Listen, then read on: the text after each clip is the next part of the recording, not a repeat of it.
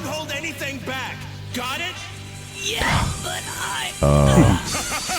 I knew you were gonna play this record. Yes, Yeah, I come can on. feel you slipping. Man, this record's crazy. Go on. Welcome to the Chop Shop. I'm Eddie James. I'm telling you. This joint is Straight crazy. punch your mom in the face music. Oh, yes. My brother from another mother, DJ React. Yes, sir. What up? What's up, man? Hey, man.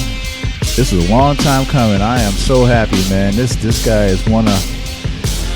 I say it all the time, but he is one of my favorites. Like, he is really one of my favorites. And there's no way to put it down where he's from. He's from everywhere. God damn it. Just the ultimate, the consummate professional. One of the illest producers. Multi-instrumentalist. What else, man? He is Legendary Roots crew, man. What are we doing? Yes. I was gonna say that What are we lastly. talking about right now? Yeah. So I was gonna say it lastly, but man, like, fuck it. God damn it, man. We got Motherfucking Stro Elliot is here. yes. Oh tonight. yes. Yes, sir. My favorite. What up? That's what What's up, up, man. What up? Stro. Appreciate you. What up, man? Appreciate y'all for having me, man. I'm not Appreciate lying. you. This is straight kick your sister in the face music. Like, I knew you were gonna play first that time I heard record. this shit. Oh, goodness gracious. Yeah, I love that. This was originally made literally for just kind of one of my homeboys. Oh, word. Okay. Yeah, and then I just decided to put it out. Maybe it might have been one of the joints I played, and Shoes heard it and was like, "Yeah, we putting that out." Yeah. Shout out to House Shoes, man. No, I knew you. I knew React was gonna play that, man. Because I mean, I like the Plush records that you did. Word. Like the Come On Coltrane. Oh, you know, yeah, Sure. of course, man. The Virginia Wolf stuff. Like all the, But that's React, BX. Punch you in the face. He like that. The hard knock pause shit. So I appreciate you, Stro, man. I mean, it's been a long time coming. I've followed your career early on. It's funny because the first joint I ever heard, because we're DJs, React and myself, and obviously the first joint that I ever heard was the Solar Stro record. Word. Yeah. I mean, which will live forever. Apparently, like I can't seem to. Not that I want to escape it or run from it, but it's like I feel like on like every 2 years since it's been made, like it kind of like crawls out from the grave I thought I put it in, and just and haunts the entire neighborhood. Oh, man. The constant. Yeah, I can only yeah, imagine literally. how you felt when you actually made the record. You know what I'm saying? Because I mean, honestly, it was kind of a blur because it was a part of LA. In LA, they had for a short period of time they had this thing at the Root Down before my man Miles passed, where they just used to kind of have these beat battles, and the more legendary ones is like Will I Am versus who was it? Was it Ono or like Cut Chemist or like it was? They had these crazy pairings, and the one they had a hard time with when they asked me to do it, but pairing me up with somebody because I think initially it was going to be like Nicolay or somebody, and like they couldn't make scheduling, they couldn't make stuff happen, so they ended up putting me up against my guy Newman from a crew called Giant Panda, and he took the L. And it was no. It was unfortunately for my guy Newman, he was using that faulty Insonic shit. Okay. And this is the thing. I was too, but I was like, ain't no way I'm doing a show with this being like the main brain. Right. So I had an MPC 1000 that was kind of controlling everything to make sure everything kind of ran smoothly. But no, I made 4 joints. There was a Michael Jackson joint, a Marvin Gaye joint. There was a joint, Cardigans joint, and I think I'm forgetting one. And then the Solar Stro joint. was all a part of these 4 beats I made over the course of like a week. Cause I was like, all right, I guess I'm doing this beat battle. Let me throw together like 4 or 5 joints. And, that was one of them. Man. Well, yeah, was it all right, so the Marvin joints, like was it either Marvin's Mood or the Turn on some Marvin, man. Yeah, Turn It was Turn on Some Marvin. Yeah, it was Turn on Some Marvin, yeah. Yes. He took the L quick. As soon as you put Oh, that man. My mama said to me. Game over. With all due respect to the homie, but come on, man. I mean, It was, man, listen, it was fun. You know, it was dope. Yeah. It was dope because I knew Newman. Like we had toured a lot together. Yeah. You know, both of our crews toured together. Mhm. And so, you know, it was all love. There was a lot of love in the place, a lot of people there. I think actually, yeah, that was the first time I met Madlib. Madlib was in the spot. And you know, he don't say much. So it was just like homie introduced me, maybe J Rock or whatever. He's just like, yeah. yo. And he bounced, and I was like, He disappeared like Prince and shit. Like exactly. And you know, there's the underground tunnel made of records that he crawled his way through. Yeah. Oh my God. Yeah, I heard that Madlib is like one of those dudes that's super like low key type. Like, Yeah, I mean, like I said, I've only met him a couple times, but every time I've seen him out, like he's in the cut. mm-hmm. He ain't saying much. You know, maybe he came with somebody, maybe he didn't, and then he would just be gone. Like all of a sudden, you're like, when I go to my tier producers, man, and just I have like a block of producers, man, and you're in there, like for real, man. I'm nobody, but I know I like to think that I know some music, man, and you are definitely in there with Madlib and all of them, man. Dilla, man. Tall Black, Black Milk, you My know, guy. like all those guys, man. Like and there's so many producers, man, that just don't. I mean, like heads know Stro Elliot. But I feel like, man, like sometimes that you, like I said it to Spinner too, he's in it. He's in that category. Like you guys are like the most, you know, underrated producers ever, man. Like all you have to do is play your joints and it's just automatic, man. So, I mean, salute to you, man. Like I truly think that you really are in that, man. So, you know, you were talking about your early days, and I think in the intro I said that, you know, you were from all over. But your earlier days with before I even heard Soul to Stro, I heard actually not before. I heard Soul to Stro, and then I found out that you were in a group called the Percussions. And I think the first joint I heard was Virginia Wolf. oh, you talking about? It was like it was like an exclusive, it was like a short. Yes. We released. Was it To the Moon and Back? Yes. Thank you. Yeah. Thank you. Yeah. So when I heard To the Moon and Back, I was like, "Ooh, this is crazy," and I was like, "He on the mic too." And then I believe somebody told me that, like, yeah, and Virginia Wolf, like he's singing too. Mm-hmm. Well, see, the story of that EP or whatever was, you know, we had come out with an album in 2013. That was our last album. Mm-hmm. And, but what we were doing, because we were still planning on putting another album out after that, was that we were just kind of putting out these loosies. Like it was like, all right, just every month we'll put out something. And usually the protocol was I'd make a beat or Jay would give me a concept or whatever. I'd make the beat. Right. Either he would have just write to it or we'd both write to it. And, so yeah, most of those are just kind of like The Moon and Back was literally like there was a homeboy that we knew that wanted a love song to his girl. So we're like, all right, we'll make a song, you know, whatever. Yeah. We had him tell us about his girl and their whole relationship or whatever, and that's kind of how that whole song came together. Was like, yeah, fuck that bitch. I don't know if they lasted, but I hope so, man, because like, listen, man, that's the beautiful thing about music too, man. Like, because, you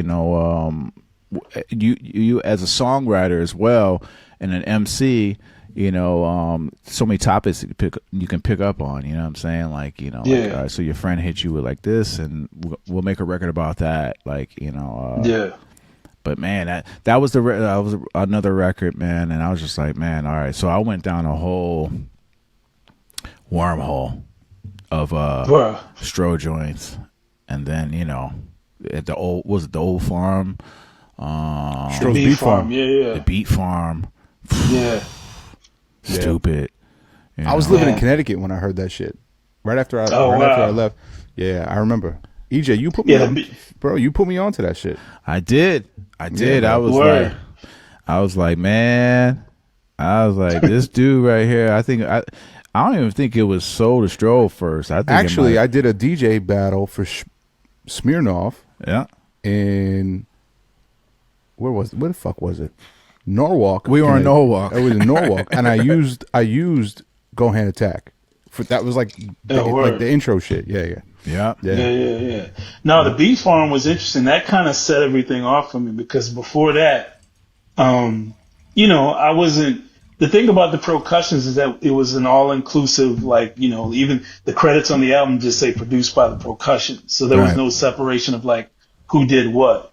Right. So people just knew me as being a part of this group without specifically knowing what I did. Yeah. So, it got to a period where I was trying to really just trying to work out in LA as a producer. Yeah. And I remember my guy, DJ Inca One out in LA, he has an event called Boombox that he does every month. Of course. Yeah. Yeah. And he was instigating. He got on the phone, he's like, bro, what are you doing?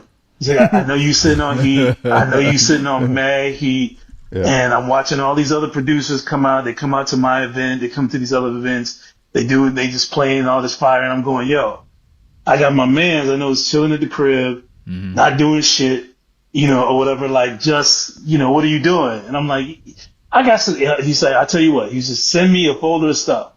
I'll curate it, I'll put it together or whatever. Yeah. And so, I started running through joints that I had laying around and I sent him everything and he picked probably the majority of everything that's in, that ended up on the Beat Farm album. Yeah.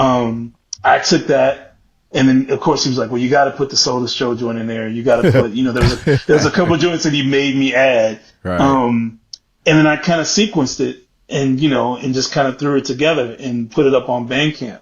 And I think that might have been the thing that Shoes heard for the first time. Shoes, I think, might tell her that he heard some other things before that, but that was like, but if that didn't exist, there wasn't like a collection of shit that I did that wasn't like on a Pros album. Right. Before that one. So that one kind of set a lot of things in motion. Yeah. I mean, shout out to Shoes. We have a part 2 with House Shoes. So yeah, actually next week. So we'll ask him about that because we didn't get a chance. Sure. There was so much material on him. Oh yeah.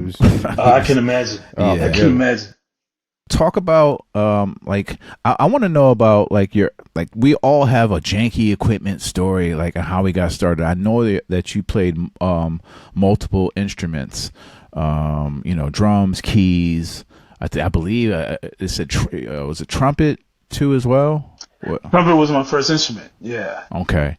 I got I begged my parents to play anything around what was this, maybe 6th, 7th grade. Mm-hmm.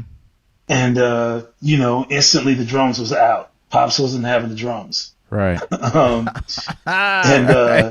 was like, I'm trying to get some motherfucking sleep. And listen, and we had because they knew I was going to be practicing in the garage. This is Riverside, California at the time. So it was like, Yeah. So drums was out. Saxophone was too expensive. Trust me, yo. Yeah. Oh man, that's funny, man. React. He just brought like some funny shit. Like, here's a recorder, son. Right. Here's the recorder they give you in school, motherfucker. Like, how much the flute cost? Can we rent it? But listen, they got me like a recorder, I think, for Christmas. Even though they would ultimately give me a trumpet, but they also got me like a recorder for Christmas. Uh-huh. And I wore that joint out. It's like, listen, man, it's a little bootleg saxophone. I'll take it. It's like trying to play just the two of us and shit. Yeah, man, I was trying to play everything, man. Listen. Oh man, I was playing nothing but a G thing on that piece. I was playing everything. Can you imagine? That's fucking funny. But the trumpet was my first instrument. I played pretty much all through middle school, and a little bit in high school. We moved when I was in like ninth grade. Yeah, I started high school in Germany. And, when I got there, they didn't have my paperwork, so they didn't know what I played. And so I basically told them, I was like, well, I play drums. And they were like, okay, I guess you're a drummer.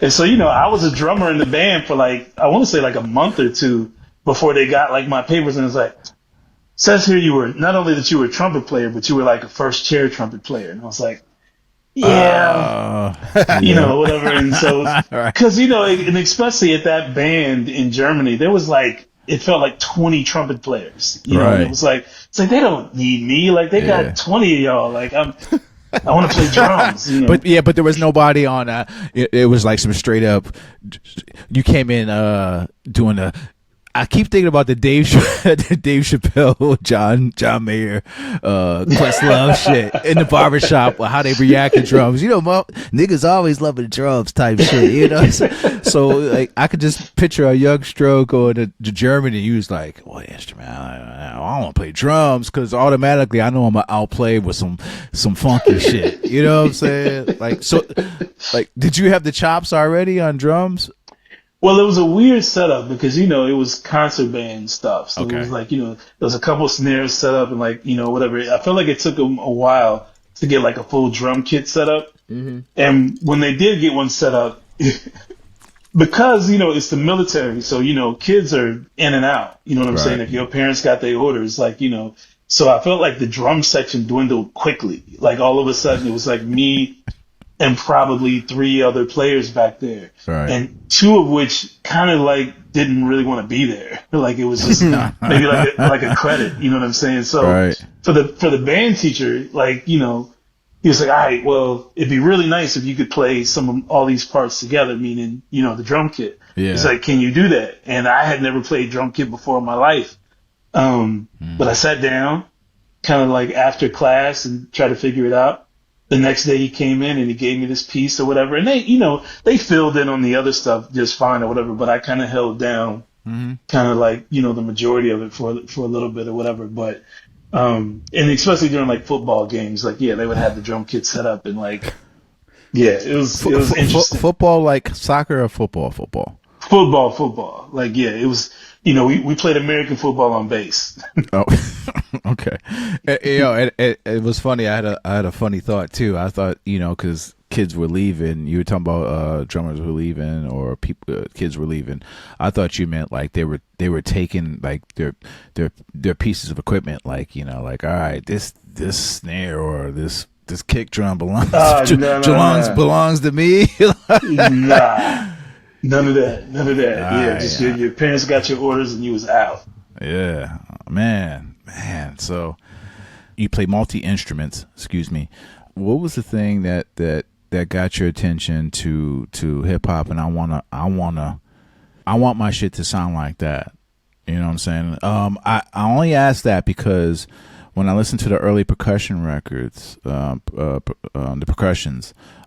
It felt like it was live instrumentation, right? Right. What were the Roots? Because you're a member of the Roots. Were the Roots inspirations early on? No, I mean my introduction to the Roots it didn't really happen until I want to say my last couple of years of high school. Okay. So before then, well, this was the thing, and I tell the story all the time. My understanding of what production was because, back then you didn't have YouTube videos and social media where you could watch people make beats. There wasn't there wasn't a rhythm roulette where you could watch Ninth Wonder throw together 4 or 5 beats on the spot. So you didn't see people's process. You see how modest he was? Because he had one of the dopest rhythm roulettes. Yes, too. I mean, this is why we love you. But listen, Ninth is undeniable. We talk about it all the time because Ninth will get people in his inbox like, oh, people talking about such and such or whatever, and I'm like, listen, man, yours is goated for a reason, Yeah. But no, you didn't. I didn't know people's process. So my understanding, and I tell people this all the time, the reason that I do anything finger drumming related is because I assumed, especially when you listen to They Reminisce Over You, that's how Pete Rock was programming drums. Yeah. I thought that he was programming it live. And so when I heard it, I was going, oh, I need to learn how to play drums on, for me, it was keys at the time because I didn't have any pads. Okay. I need to learn how to program live because you listen to how much Pete's drums were moving during those records and you go, that's not just a sequencer. Like, it feels like he's, come to find out it was a sequencer, but. Yeah. And it was also Say It Loud, Say It Loud. The sample. Like, yeah. But, I didn't know that. So, I taught myself to kind of learn to play drums on first keys and pads. And then also, with all the instrumentation, he had such dope records that my pops didn't have. And I'm going like, okay, so he must have played that. That was my assumption. I'm going like, I'm thinking I'm like, okay, at that point I had never heard, Roy Ayers Searching. So I'm going, okay, he must have played that. That must be, he got either a keyboard player or he played it. So I need to learn how to play at least something a little bit, to be able to at least accompany whatever I might sample. So my understanding from the beginning is that everybody was sampling, everybody was programming drums live, and that everybody was playing something along with the samples to make it sound full, Yeah. Anybody in your family musicians? No. Okay. No, I was like pretty much my entire family didn't know what to do with me because I was this kid that was constantly in record collections. My grandpa, God rest his soul, was probably the main, from being pretty little. And I think some of that goes back to the fact that my grandfather always wanted a musician in the family. Yeah. And so I think he was just super excited to have any kid that was excited about music, period, which I was. Right.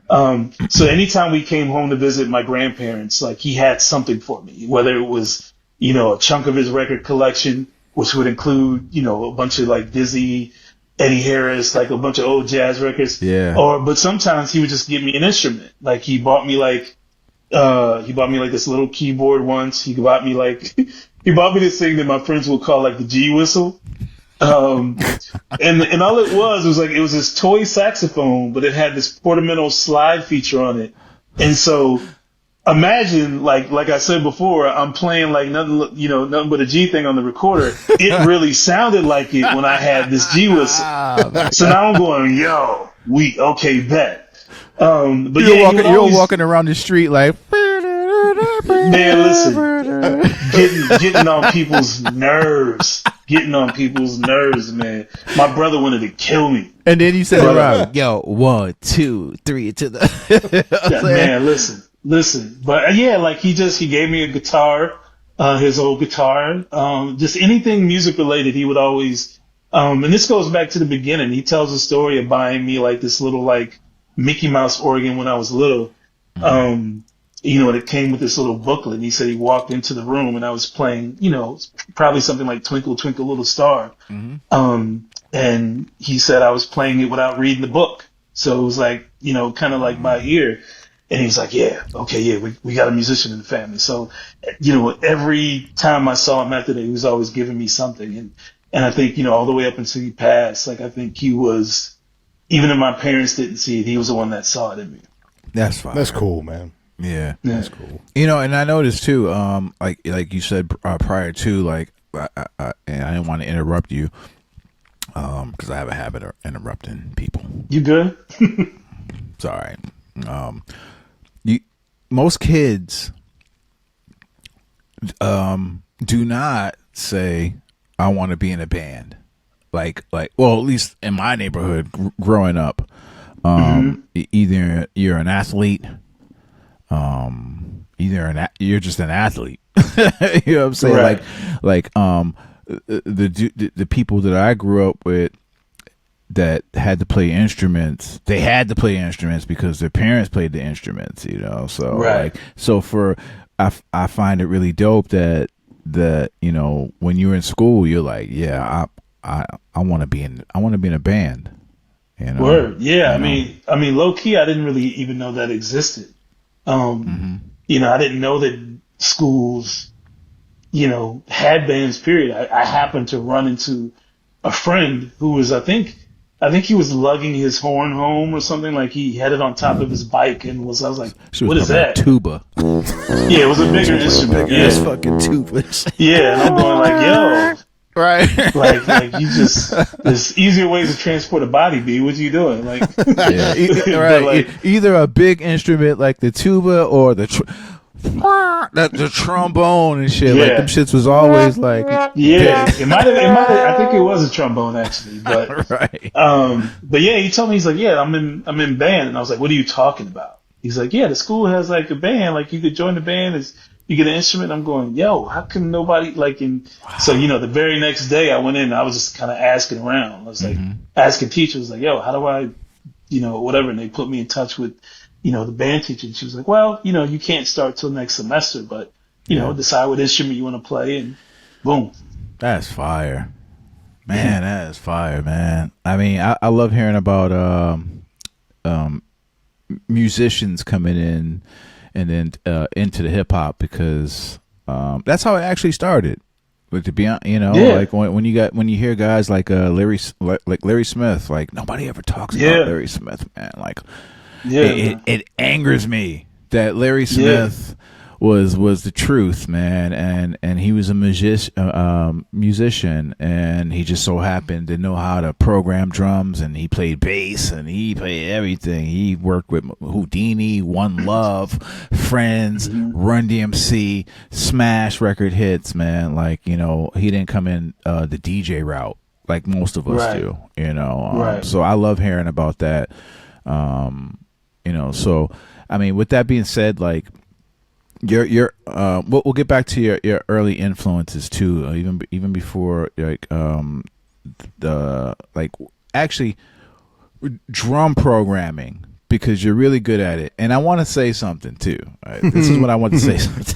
I was waiting for it. Go ahead. He already knows, man. Yeah, I was waiting for it.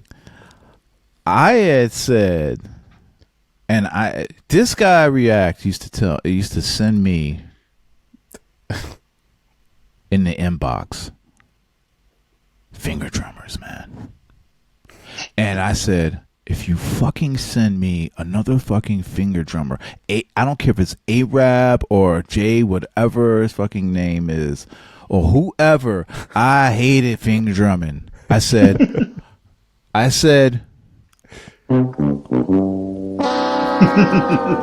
that's what you said. Exactly. Do not send me this shit, man. And I was for real, right, React? 100%. I was like, stop. Like, I said, the only motherfucker that I want to hear on drums live, and what I say? Stro Elliot. I said Stro. Oh, man. Because it just felt like I just don't like it. Like when, like, I don't. He man. likes he likes the 64, the small 64 pad setup, and the way, you know, like you get busy, the way it's laid out. As it just to looks like pads. Yeah, it's just like, and they usually have like a loud sample, like you know, and it's just like and their fingers is moving like crazy. I'm sorry, like I respect it. I respect it. Oh, brother, this guy stinks! That wasn't it. Listen, and I have a fond respect because we had the young boy, JT. Oh my God. Yeah. Beats by JT. Beats by JT, man. He would love it, man, because I know he admires you, Stro. Beats by JT he's a young kid, about 17, maybe 18 years old, 17 years old, and I've known him since he was 15, 14. But he finger drums, and I told him I don't like this shit. That's the only person that, you know, I'm like the only goat in finger drumming, you know, like Barry Sanders' father told him, I don't care how well you run the football, Jim Brown is the greatest. I feel the same way, because I feel that you're the greatest when it comes to that, because it's effortlessly, and you just look like it looks comfortable. It is, Well, the push is comfortable. I think the push is comfortable. Yeah, like because I mean, like I said, I started playing drums on keyboards. Oh my god! And it was, I didn't have anything else. I was like, all right, I got this keyboard here, the drums. Right. And, the very first piece of musical equipment I had was a Yamaha PSR 400. If you Google this thing, it is a toy, basically. It doesn't sample. There's no real sequencer in it. There's all stock kind of cheesy sounds, but I loved it. It was my first instrument. You know what I'm saying? But the way that the drums were set up on it, you said the Yamaha what? Yamaha PSR 400. PSR. Oh, I see it. Oh man, look at this thing. Yeah, it's a relic. But I couldn't have been happier. I begged my mom for that for Christmas. They made a deal with us, and they were like, if you get nothing below like a C, whatever you want. And C's get degrees. Listen, but hey, she said, but I feel like my mom's and them or my parents made that deal because they knew I was going to ask for something expensive. So they were like, all right, you can't, this isn't a C gift. Like you going to ask for something expensive. That means all A's and B's on your report card. And so, because it was between that or turntables. Like, I was in and out of these shops, after school every day looking at these turntables going like, yo, either these turntables is coming home or this keyboard is coming. Like one of these bad boys I'm going to have it for Christmas, Yeah. Were you into DJing by that time? I mean, did you? I mean, I didn't know anything about DJing. I mean, I was just kind of guessing. I'm going, this is me watching Yo MTV Raps and Rap City going like, all right, Pete Rock got turntables, Primo got turntables, like everybody I know got turntables. You must need turntables to make beats. You know what I'm saying? So that was just the way, it was a tool that I thought you needed to be able to do this. And so, the keyboard went out. I wonder if the keyboard went out just because my pops didn't want me to get any ideas with his records, but right. But I was super excited. I mean, come Christmas morning, I'm unboxing that thing, and this is nice looking. Yeah, I remember this. Yeah, it was cool. It was cool. Yeah. Hold on. But like, how about this?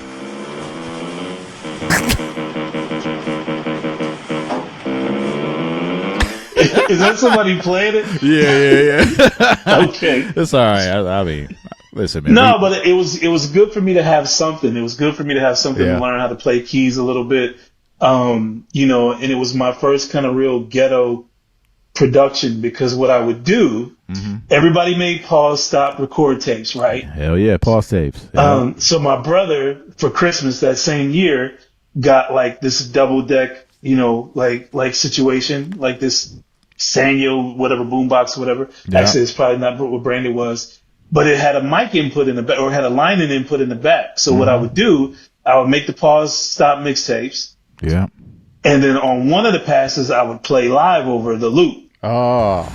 And have it come in through the back. So that's I basically gangsta. and I would go back and forth and like add a bass line, add like whatever, like add extra drums. So it was like a bootleg 4-track setup. Yo, that's gangster. Like that's a first React, right? Yeah, I never heard that before. That's crazy. Like we usually we come from like I know React.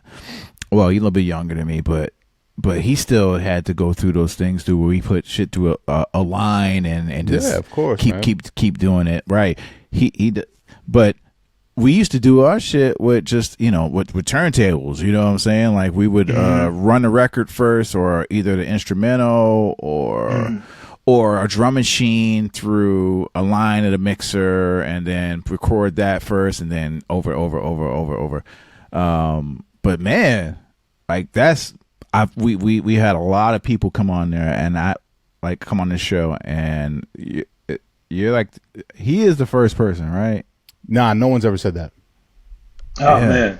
Yeah. Listen, man, it was by any means necessary. Like I said, I didn't come from a musical family, so there wasn't this book for me to study in terms of how to produce and how to make music. Right. I was just guessing. It was me and my imagination, whatever I had at my disposal. And, you know, like I said, the keyboard was the big thing. It was like, all right, I got this official instrument. Right. You know, I was already making the pause stop tapes or whatever. So it was like, all right, the drums in here are cheesy. So I would love to be able to at least use like drum loops, you know, from the pause stop tapes and then just play shit over the top of them. So, you know, that was after maybe like a couple nights of just kind of experimenting and was like, oh, I could go this route. You know what I mean? So predating what years? Because I'm very interested to know. Ooh. Let's see. This was high school. This was early 90s. Oh, wow. Yeah. Wow. Yeah, early 90s. Okay. Yeah. Well, man, man, this is crazy. Listen, man, like it was, I was determined. I was like, I got it, you know, cause I mean, like I said, I'm sitting, I'm watching Yo MTV Raps and Rap Scene. I'm hearing all this dope shit. I'm going, yo, like I want in. How do I do this? How do I begin? I want to start, you know, I know it's not going to be great at first. Nobody starts off and they shit is dope off top, but you know, I didn't know anybody with any real equipment. So I had to just do, you know, work with what I had. I'm glad you said that because, when I, you know, when I think about my early, you know, days of doing music, you know, because I graduated out of high school in '89, so I think I first started making beats in '90. So yeah, we had some janky ass equipment, but I always had a template. Like when I say a template, like benchmark guys like Marley Marl, you know, like Larry Smith, but Larry Smith was playing. He wasn't sampling. So I would say Marley Marl because it was the first time I heard, you know, like just things being looped, you know. And there were records that we had because I had the you know, super disco breaks, and I had the breaks with Substitution and Ashley's Rose Clip and all those records. So I knew the records, but the whole sampling thing, Marley Marl. So I was just like, man, like, you know, all right. So what are they doing?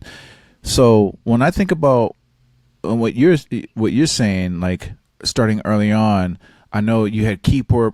You know, you had the drums in the box on this keyboard, right? Or were you sampling? Or were you were not sampling? I was just with the pause stop tapes. That was the only way I was able to sample. So you would run. Yeah. All right, so you would run. He was doing pause tapes with breaks and drums, and then playing, and then over adding on over it. Right. Okay, yeah. All right. I was trying sometimes I would go the other route. Like I would loop. I would create some kind of like loop, whether it was horns or keys or whatever, right? And then try my best to try to make a kit sound cool on that board, which was near impossible. But you know, because all the way around, like, you know, like I had like a bunch of like dope drums and stuff and breaks that I always wanted to use, but I also had all these other loops and stuff that I wanted to use as well. So I was like, all right, I can't necessarily, you know, layer any samples, but so it's always going to be like one or the other. You see the drums or, you know, whatever. So, you know, I tried like, you know, sometimes to like, you know, to loop some stuff up and play drums over it. But, you know, the keyboard was just, like I said, a toy. Right. What were you thinking about, at that time? Cause you were drumming at the time too, like you were a drummer. Were you thinking about live, recording the live instrumentation at the time? Like if I had a drum kit in the house, that would have been the case. But you know, I didn't bring those drums home. What were you thinking about it though? Like, man, like if I could just play this shit out, like. I think the closest that I got was I was gonna try to record the drums at school. I was gonna try to figure out a way. But there just wasn't a way for me to do it. That shit would have been dope if it was it would be. Now, if you think about it now, because everybody's looking for like a dirty sound or a vintage sound, it would have been crazy. Except for the fact that I had no idea how to mic drums or anything. It would have been a mess. Yeah. man. I mean, were you? Did you know about like Stubblefield and all those guys? Like, were you on to like James Brown shit like that, or early or even just early producers like actually I can scratch that. Like your early producer heroes are who? In terms of hip hop or just in general. Yeah, in general. Just in general? Yeah. Well, I mean, listen, I grew up on Quincy Jones' The Dude album. My pops would play that record constantly. And the dope thing about my father's record collection was it wasn't the biggest record collection, but he had enough of a little bit of everything. Like it was mostly soul and jazz and R&B. Yep. But he would have one Led Zeppelin record. He would have one Carole King record. He would have one. You know what I'm saying? Like Carly he would have Simon one Beatles joint, record, right? Or, like John. He would have one, and that, for me that was enough because I was always in those records where I would go, okay, I've heard this Earth, Wind and Fire, I've heard this Curtis Mayfield. What's this? You know what I'm saying? Yeah. And I would listen to it and be like, oh, it's a band called Chicago. It's kind of crazy. It's a lot of horns. Like that's whatever. Stupid, right? Yeah. So that was enough for me to go off on my own. Even though he would have one record, I would go off and look for every other record that they made. You know what I mean? So that was kind of my best introduction to different genres as well. I'm glad you brought that record up. I'm glad you brought the Dude up because I remember buying that record and I played I Know Carita a million times, bro. Word. I didn't listen to 100 Ways and all the rest of the fire records on that album. I Know Carita was for whatever reason, bro. And I knew about the Brothers Johnson, and I wanted to be Lewis. But I didn't play no instruments, so I had the broom, and I was just like, I was like, fuck it. Word. You know what one of my favorite smells is in the world? Old fucking dusty old records. Vinyl sleeves. Yeah. We had a neighbor when I lived in Riverside, California. This was pre-keyboards. I was maybe making pause stop tapes, but we had a neighbor named Cliff. Cliff was actually the one who convinced me to play horn because he played trumpet. Yeah. But he was always playing in his garage. Like he would sometimes leave his garage door open, and I would hear him play, and I would come over and listen to him play. But his entire garage wall was lined with records, and it was the best smell. It was the best view ever. And I used to just look through those records and like the smell of it and the whole vibe of it and everything. And that set me off more than anything. It was just like, okay, he plays trumpet. He got a wall full of records. I like the smell. I like everything about this. I want to be this. That's fire. You were talking about rating your dad's record collection. See, now I'm Italian. I'm Italian American from the Bronx. So, he's a VIP, very Italian person. He calls me a VIP, very Italian person. Whatever. I got this much Italian in me, so I can relate a little bit. Ooh, you gotta pause that one, bro. Oh yeah. Okay. Got that much in you. Let me rephrase that. On my mother's side is Italian blood. There we go. That exists within my lineage. I know, right? You gotta explain stuff like that, right? When I rated my dad's vinyl collection, this is what I found here. Hey, listen, man. Yeah, some shit on that. Man. There's some sleepers. There's like a couple drum fills. Hey, but no, real talk. Like I think we brought this up with somebody else too. Like, when you watch the movie of Rocky, there's some shit in there. Like they had like a bootleg version of Summer Madness on that shit. He was in his studio apartment, just sitting there like, I got another. My life sucks, and that shit. Was here's another Italian. Disco Italiano. Yeah. Wow. I don't know. I'm gonna put it on one day. See what the fuck is on it. I know what it sounds like. It sounds like wind up. Cut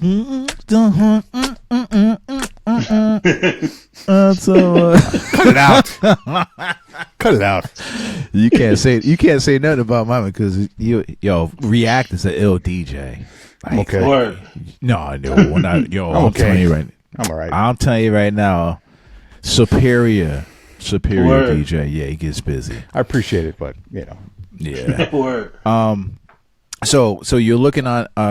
Were you the kid that looked on those records, like the Quincy Jones records? Say, okay, he produced it, and were you looking on the credits like, okay, there's Louis, the President Johnson, there's everybody on these records. Were you that kind of kid too, as well? Like, Kinda, yeah. Like I would at least be curious because pretty early on I recognized like some of the dots that would connect. Like I realized that Quincy Jones, like you mentioned the brothers Johnson, like that dot connected. I was like, okay, they all kind of work together. I also realized Quincy Jones worked on some Shaka Khan records, and so like you start connecting the dots like a little bit in that way, because you would start to feel like some of these records sound like they have some of these other people playing on them. You know what I mean? Like, and so once that starts happening, you start going like, oh, okay, so they all know each other. They were in this band together, blah blah blah, or at least this person did production on this record, or at least played on this record. And, you start connecting the dots that way. So, how crazy is that like you just said that, like with all the producers and everything, then you got a guy like George Clinton, who might be the greatest, like one of the greatest producers or moguls, or he was the guy who completely got over on record labels. Like he had 5 different bands and they were on different labels. You know what I'm saying? There was Funkadelic on Warner Brothers. There was, he had Parliament on Casablanca, and there was Brides of Funkenstein and there was Parlet, right. You know what I'm saying? Like, but it was the same band. So I mean, seriously, it might be the most gangster shit I've ever heard of, like for real. No, easily.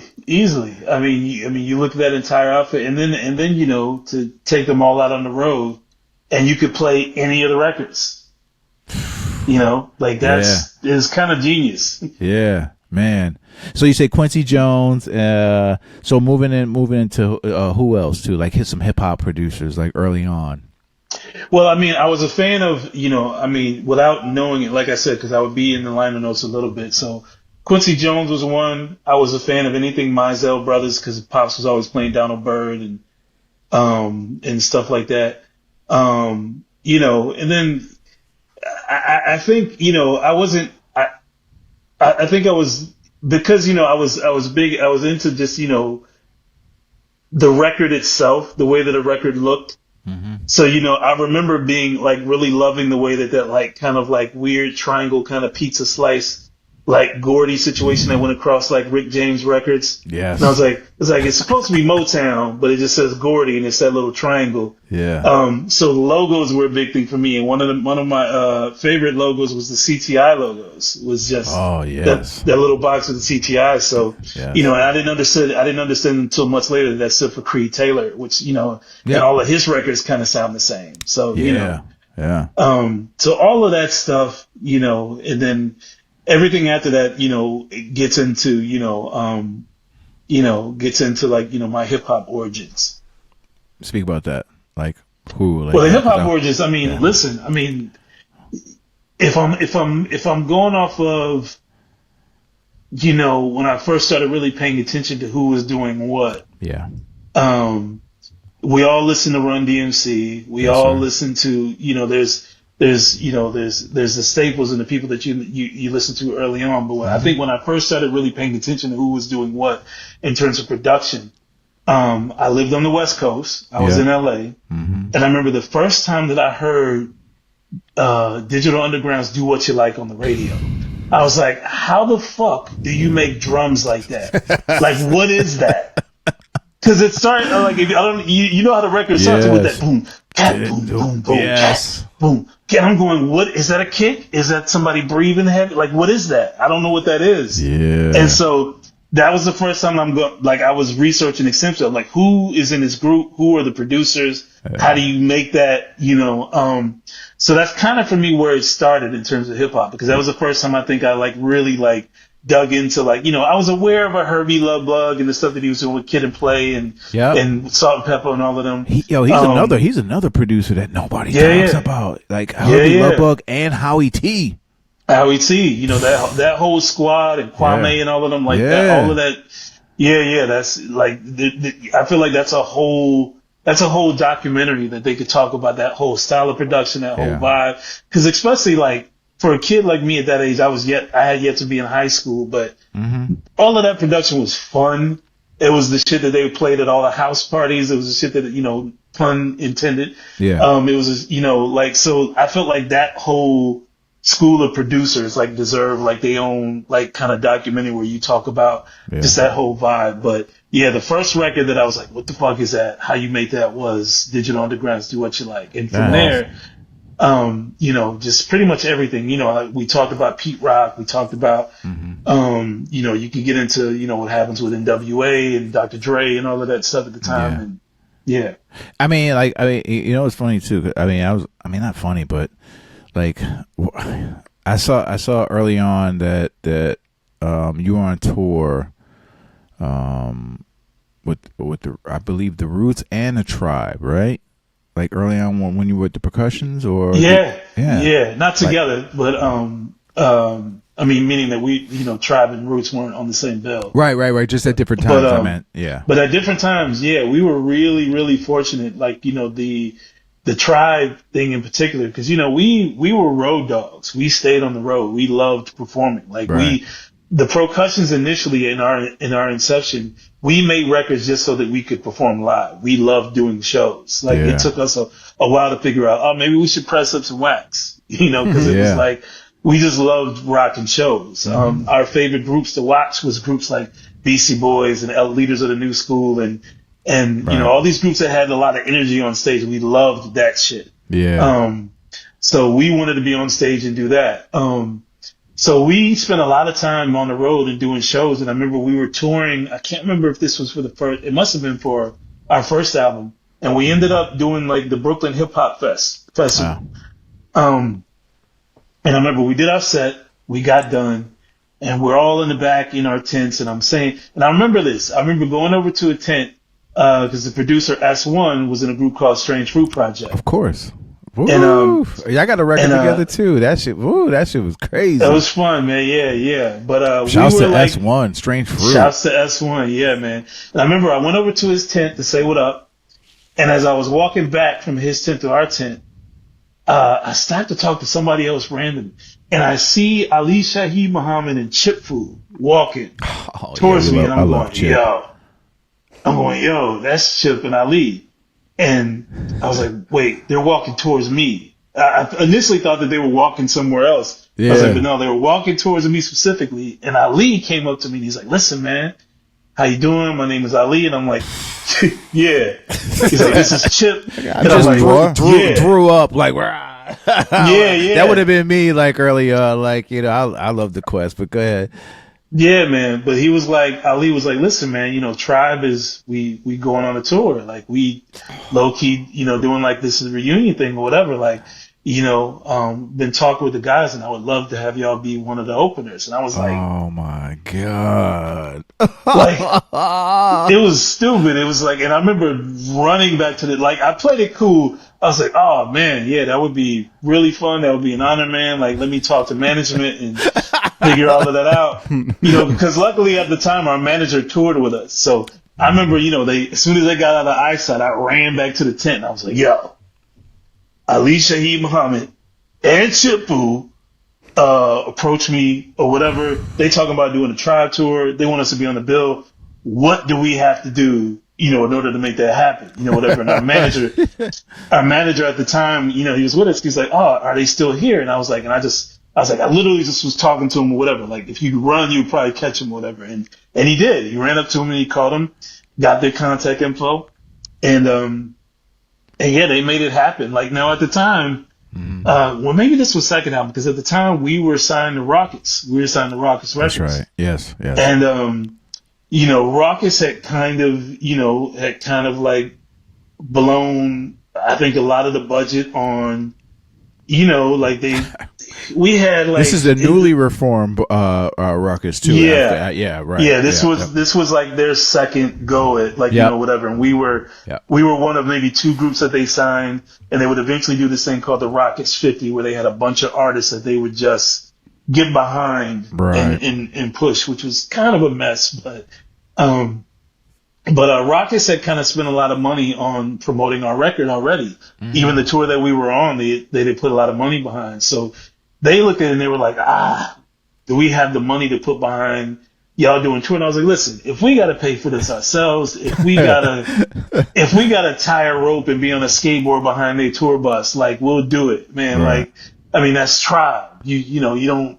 Yeah. Not many people say that they toured. And it was the reunion tour too. And it was the reunion. And this is what's crazy. If you watch like the Tribe documentary, they don't talk about the tour that we were on. They did a tour after the tour that we did with them. Right. Because the tour that we did was like, I think it was called like the Bounce Skate Rock Tour. It was like Xbox or something had something to do with it. Yeah, yep. Yeah. And they had Xbox set up at every venue when we showed up, and there was people playing video games out in the lobby. Like, it was dope. Yeah. But yeah, that's the one we did, and that one happened before the one that shows up in the documentary. Yeah, I don't remember how many cities we did. It was all kind of spread out. Fife was already kind of sick, so they had it kind of spread out. But the dopest thing about it, man, is I remember, we got to do it, and we rented a minivan, and we was, with a little hitch on the back for all our merch and our instrumentation or whatever, and every city, I remember we would get to every city and show up to sound check, and Ali would be checking on the tables. I love it. And he was real, like, to this day, one of the nicest, the coolest individuals in the world. Yeah. And I remember, like, I would be standing on the side watching them check Tribe records. Just hearing the boom, boom, boom, yeah. Like, literally, like their tour manager would be like, run something. And you hear this, doom, doom, doom, doom, doom, doom. And I'm looking around like, oh my God. I'm about to punch somebody right now. That's my shit. Man. And he would like call me over. He'd be like, yo, check this out, whatever, and like show me shit. And sometimes one of the times he called me over and he showed me like he had like all of our records and singles like in his setup. And he's like, yo, man, I've been following y'all for a minute. I'm like blown. And I remember one of the last cities that we got to, I think one of the last cities we did was like a city in New Jersey. Yeah. And they were checking, and I was posting up on the side watching them check, and Tip couldn't be there. So he was like, Stro, could you check Tip's mic? And I was like, sure, whatever. And we get out there, he plays the record. I'm doing, Tip's verse. Yeah. And I start going into the voice a little bit. Just to like get it accurate. You know what I'm saying? Sound check. B. You know what I'm saying? And as I'm doing it, I could hear Ali kind of laughing behind me. And then he starts to laugh a little bit louder. And it's that moment that I realized, oh shit, Tip showed up. And he's behind me. I know I don't have to turn around. Man. I know he's behind me. I'm going to stop doing the voice. Thank y'all and good night. And I bowed out. He was like, and I didn't even turn around. I just hopped off stage and was like, hopefully that works for y'all. He's like, yo, that shit ain't funny, B. Yo, son.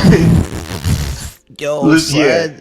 I didn't even wait around for it to get the verdict. I was like,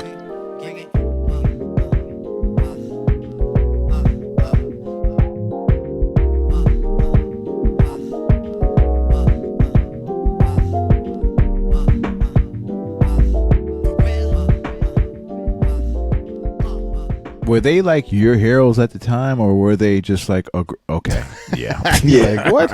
Yeah, no, because I have to tell people all the time, because if I think about everything I loved about hip hop and hip hop production, and just the idea of what a hip hop group was, Tribe was kind of it for me, because I think I was a fan of hip hop. Like I said, everybody starts with the Run DMCs and the and the early groups and the Houdinis and all them, and I was a fan of all of them groups. I didn't see myself being a part. I didn't see a version of me in hip hop until the Tribes and the De La's showed up.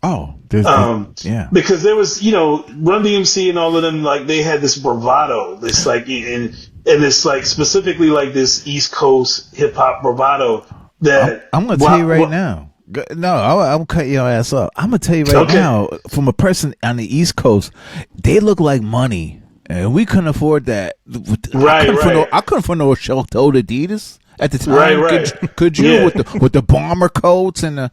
I couldn't afford the hats. I couldn't afford the leather pants. Obviously, I couldn't afford. There was a lot, but even just their identity was like this. It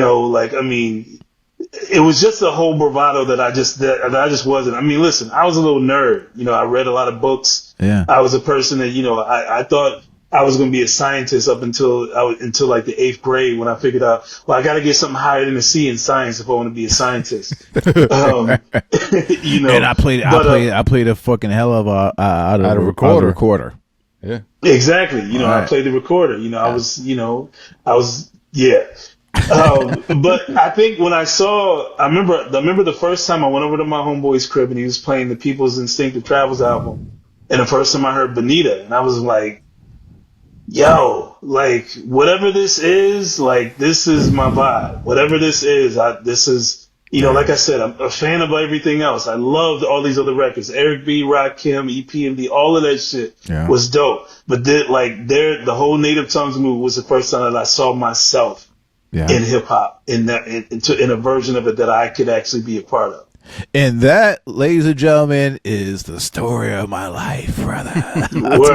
Yo, Stro, that's why I love you, bro, because that's exactly what I identified with too. Because it was like Tribe, like not even Tribe, but it was De La first, and they were like goofy in the class and shit. Like, when you see the videos and shit, they were like goofing off in class, like and they were so weird, and I fucking loved it. They were so weird, right? And I went through every facet of hip hop too. I mean, I eventually got to Shell-Toe Adidas, but I got everything late, and then the Tribe came along, and just like you said, man, I was just like, wow, this sounds like it felt. And the Tribe, and I think it was like Buddy when the Buddy record came out, because I'm a DJ, and I was just like, man, I feel like they're not really talking about things. They're talking about things that I can see visually. You know what I'm saying? And De La didn't feel like they were from the hood, because they were talking about, it's just like mirror. Yeah, they were talking about daisies, like, yogurt. They had ketchup as a mascot. They had girls with cue cards, and like, I was like, this is the weirdest, craziest. Like, to me, it was almost like a hip hop version of like Parliament Funkadelic, but without the drugs. But almost like Digital Underground too. They were in that. Same. Yeah. They came in like De La as well. Like, they were like kind of goofy in a way as well. Like, I'd say goofy. It was nerdy. It was nerdy. It was just different. I think I gravitated towards anything that just felt different. Yeah. Because even on the West Coast, especially on the West Coast, everything started to kind of feel the same. Like, everybody wanted to make the same records. Everybody was trying to be NWA or Dre or Ice Cube, and it was like, okay, this is dope, but so for me and probably a circle of friends, it was just really dope to see somebody bring something different and something that was somewhat relatable. Because I mean, you look at just, and I tell this to Paz, like, I've told this to him on a number of occasions. I'm like, listen, man, like it wasn't like rappers were rapping stupid. They weren't dumb, but I think he brought a certain amount of like, wordplay and kind of vocabulary to hip hop, and even just kind of in his cadence, like, he wasn't yelling on the mic. He wasn't, everything was really laid back without it being Rakim. They kind of just fit this really specific lane of like, I don't want to say a blue collar rapper, but just somebody you could just kind of connect with. And it permeated everything they did, the way that they dressed, the way that they performed. Like, it was identifiable. Yeah. And I'm sure that you can identify too, because you're a lyricist as well. Just the subject matter, You know what I'm saying? Yeah, what they were talking about. Even when I couldn't understand exactly because they would be so abstract, Right. I would kind of get the gist of whatever. Like, it didn't take me long to figure out what Buddy was, and I was like, okay, I ain't experiencing much Buddy yet, but I think I know what they're talking about. Right. Like, I had no clue. Like even I was even in college, man. Like with Quest, Quest came out with oh my God, Award Tour, Yeah. And the Concuba, and I was like, what the fuck is that? And I was in college. I was like, man, let me look that up. I was like, oh, okay, all right, shit. Like. And likewise, I think, Digital Underground would be maybe taken, as more kind of silly if you're talking about Humpty Hump. But just like their whole outfit was just kind of like, it was a playful thing. Like, to this day, I will die laughing at and probably one of Digital Underground's less known albums was the Body Hat Syndrome album. and the whole thing. Yeah, the whole cover is silly. They're inside a big ass condom and there's a song on there called the Jerk It Circus. And they've got but in particular, there's one song where there's one song called Digital Lover, and there's no verses. Just it's a song where the beat is dope as shit, and the entire song is just them sampling porno chicks, making porno noises. And then every maybe minute or so they do a hook, and the hook is just them going, you need a digital lover. You need a digital lover. But every probably third time Humpty Hump would come in and he would say something stupid like, you need a biblical brother. Just something dumb.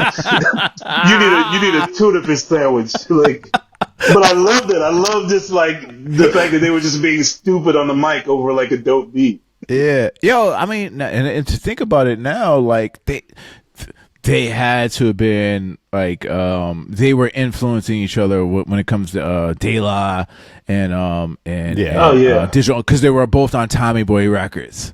Yeah, you know what I'm saying? Yeah. They were both on Tommy Boy. Yeah, man, I remember. Sex Packets and shit. That was a fuck. Sex Packets. That was the first time I got in trouble for a tape.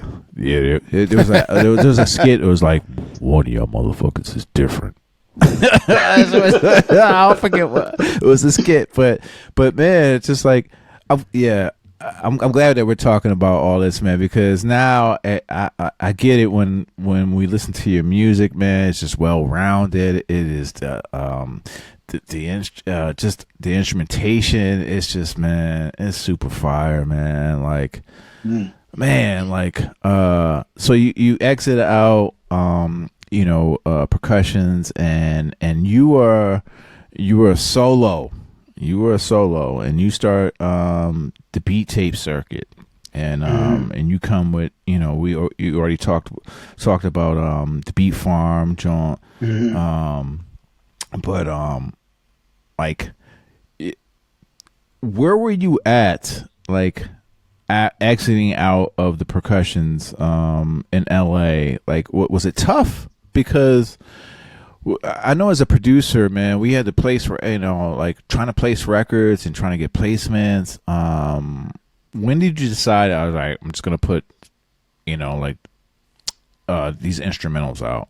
I guess even before the beat farm joint, were you in a place where you were just man, Well, no, it was interesting. The beat farm joint comes out, or I put that out.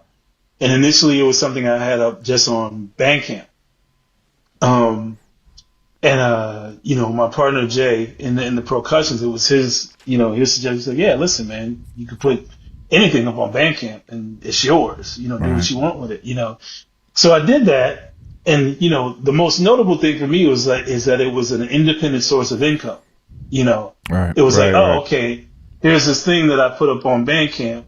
I see money from it on a weekly basis. You know what I mean? Right, yes. Even if it's just gas and food money, that's something that wasn't there before. You know what I mean? You can see it too. You could see it. You can see it, yeah. Right? Cha-ching. Exactly. Yeah, every time I got one of them notices on the phone, I was like, oh, word. We eating pizza from the Good Isle in the grocery store tonight. Right. But no, like, so it started there. And then it was funny because it just became like, again, because you had all of a sudden this tangible thing that existed that people could actually grab and say, oh, okay, this is Stro, the producer's project. This isn't a percussions album. This isn't him featured on something, like, this is his shit. Right. It wasn't too long after that, that I ran into House Shoes. This House Shoes was now in LA. And I remember I was out and about at some event. There was always something to do in LA. Right. And I remember House Shoes just about cornered me, and he was like, yo, we need to put out some records. And I'm going, sounds about hi, right. how you doing? My name is Stro. And in my brain, I had a bunch of Dilla questions. I wanted to know everything about Dilla because I never met him, like I said. And, but we just started talking about records, and he made it a point to tell me, he's like, listen, man, I'm going to tell you something. He's like, your name is in the mouths of a lot of motherfuckers that you don't realize. Like, there are a lot of motherfucking producers, established and less than established, that know who the fuck you are. What'd I tell you? What I told you that earlier, bro. Man, listen. I told you that earlier. But listen, I just would be in my box, in my bubble. Like I was, like I said, I'm a nerd to the most. Like I like being in the lab. I like just being creative. And so, what was going on outside of that bubble, while it was great that there were people talking about me, like I was like, well, cool, that's great, but that does nothing for, my craft. That does nothing for my skill set. Only thing I have control of is what goes on inside this little bubble I've created. You know what I mean? So, but he told me, he's like, listen, man, he's like, people know who you are. People know your records. He's like, what I was for Dilla, I want to be for you, he's like, can we put something out? And I'm like, sure. What do you want to do? He's like, he did the same thing that Inca did. He was like, send me some shit. Send me some records. Yeah. So, it was funny because, I sent him some records. And at the time, the thing that was feeding me, the thing that was really like the thing that was my greatest playground was SoundCloud. There were a lot of producers, and, if you look at, the whole inception or the early stages of the Soulection movement, they were all kind of tapped into what was going on SoundCloud. And I was one of those producers.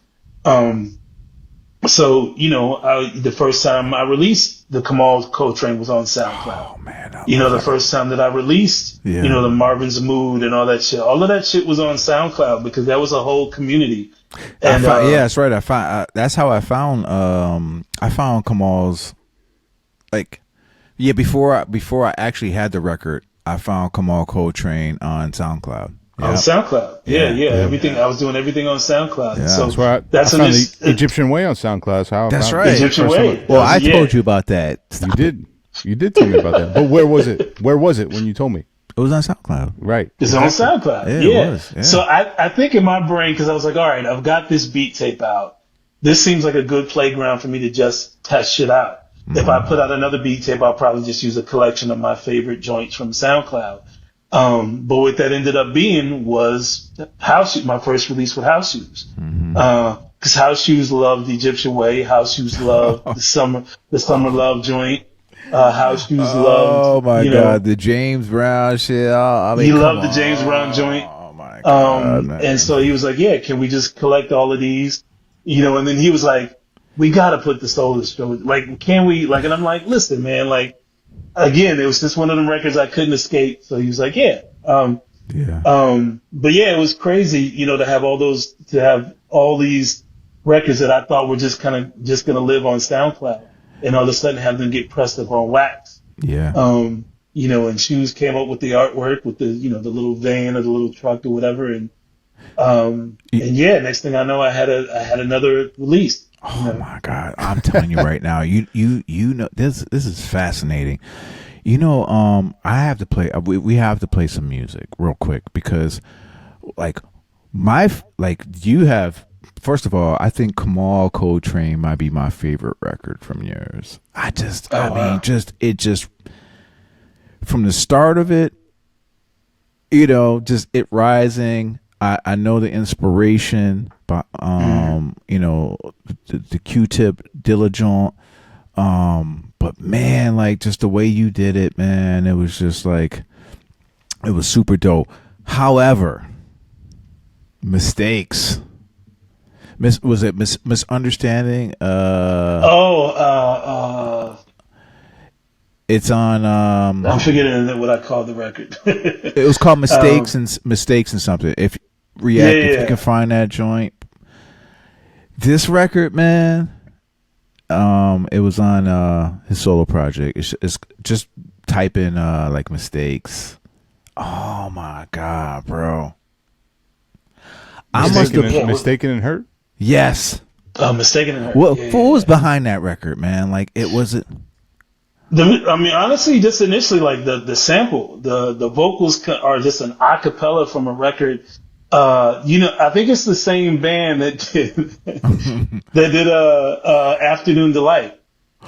Oh shit! Really? Yeah. So initially, I was laughing at the record just because we're all a fan of Anchorman, the first Anchorman. Yes. Oh my god. And I remember, like, I knew the record, and I was like, all right. And so I remember one day I was digging for vinyl, and I found that I was like, oh, buy this just because it has, the Skyrockets in Flight joint on it or whatever. Yeah. But somewhere else on that record is just this song that's an a cappella joint of them singing, and I'm going, oh my God. The God. vocals are just ill. Like, I just want to find a way to use this. Oh my God. Like, bro, like, first of all, man, this is news. Have you ever told this story? I don't know if I have. I don't know if I know that there was people who liked that record, but I don't know if they ever asked me about how. Oh, I love this record. Yo, React. Just. Yeah, this shit is crazy. I mean, come on, man. You mean to tell me you got the same band? The vocals, man. When they come in, it takes a while for the vocals to come in. Nah, yeah, come on. Just let it breathe, people.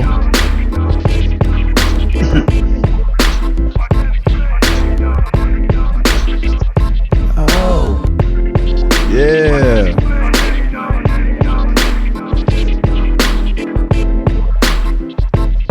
You mean this part right here? Yeah.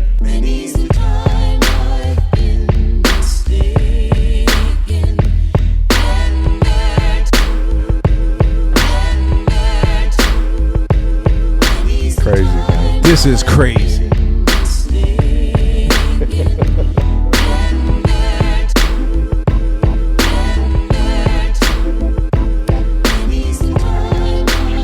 I listened to this record a million times, B. I'm telling you. And this was after I knew who Stro was, and I was waiting on the release. And what's your favorite record that you ever done? Yeah. Oh, man. I know that's a tough question because everything you make is, something that you like. Oh man! Like what record did you know that was gonna go? Exactly. Like, I don't think I have any records that I knew was gonna do anything in particular. I think I knew there were records that I made that when I got done making them, they just felt good. Right. And Marvin's Move was one. Oh my God. Mostly just because I'm such a big Marvin Gaye fan, and I think in particular. And there's a reason why when you listen to Marvin's Mood, the section where the drums drop out in that section in the middle, with the don't you wanna kill? That whole section as a kid, I used to just love that part of the record. Yeah. And so I remember when the first time that I got my hands on, I was like, wait, there's an acapella of this? Like I can just listen to this part, just an acapella. I listened to that part over and over again. And so I knew that even when I was making that record, that I was going to have that section just play out because I've always loved that part of the record. I'm glad you did. Man, I don't think I had a choice in the matter. Like I think the other version of me would have came and whooped my ass because it was like that I love that part of the record so much that I was like, I can't do anything to this part of the song. Like, I'm so glad you said that because I swear to you, Stro, word to my Nana B, like I was having a conversation and he's gonna hear this. We talked about iPlass, like, yeah, we're interviewing Stro Elliot. Like, I said, go to YouTube because he had a system in his crib and shit in his basement, like, and he, you know, YouTube on his big ass speakers. I said, play Marvin's Mood, you know, and he was like, and he heard the record and it was the build up to the build up to it, and he was just like, I could tell he was grimace for a second, and then he just started explaining about, you know, some records don't need to be touched. You know, so that's my big bro. Shouts to Uncle Tom. And then I said, just let the record breathe, B. like just keep listening to it. And then his, you know, posture just changed. And he was just like, and then the part that you were just talking about, when it when it opens up and the horns and the strings, I'm glad that you did that, because then it gets quiet to the get down part, and then the beat comes in and it's just oh my god.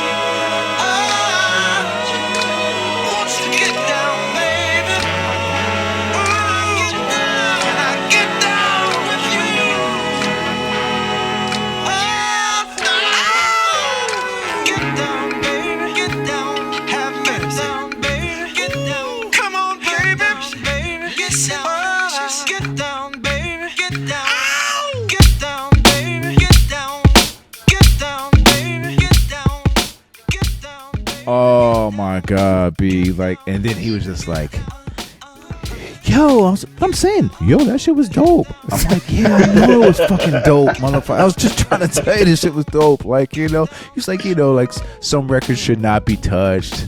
I'm You're like, right. Nah, man. I'm like, you need to let this one breathe, man. Like, I'm glad. Listen, like, and I'm in agreement. There was a part of me that didn't want to touch that record in particular. You know, like I said before, I had done, like, you know, the turn on some Marvin joint. But even that I did with just the belief that it was only going to exist on that one beat battle. It wasn't something I knew was going to get pressed up and released to anybody else. I play that shit. We're playing that the fucking time. Can we play that record? Let's play the record now. Fuck it. We thought music breaks. I'm sorry if you gotta go. I play this shit all the time, bro. All the time. Love goes where you take it. I'll play this shit this Friday, man. Shout to Row House, baby. I can't. This shit is crazy, man.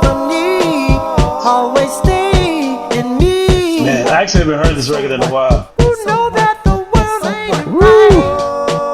Lots of people. It's crazy, bro. When I heard this, I was like, okay, Eric Sermon, and then when I heard this, I was like,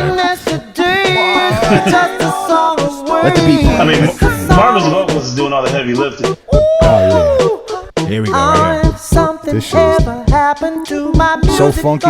Thrill. And darling, your love is just like music. Oh my god.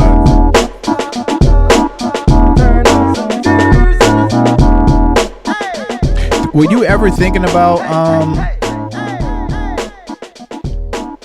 Hold on. Were you ever thinking about Hold on.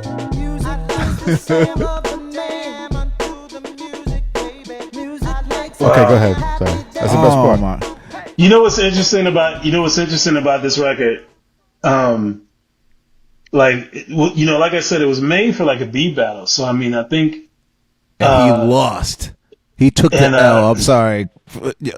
I forgot his name. I'm not trying to be funny. My man Newman. It wasn't even a competition. Like it wasn't. Exactly. It wasn't even a competition. No, not like that. Not like that. We were just two producers on stage having fun. Okay. But no, like I had to, once I decided it was going to be something, once the people told me that they wanted to hear it again, because the keyboards I played the keyboards live.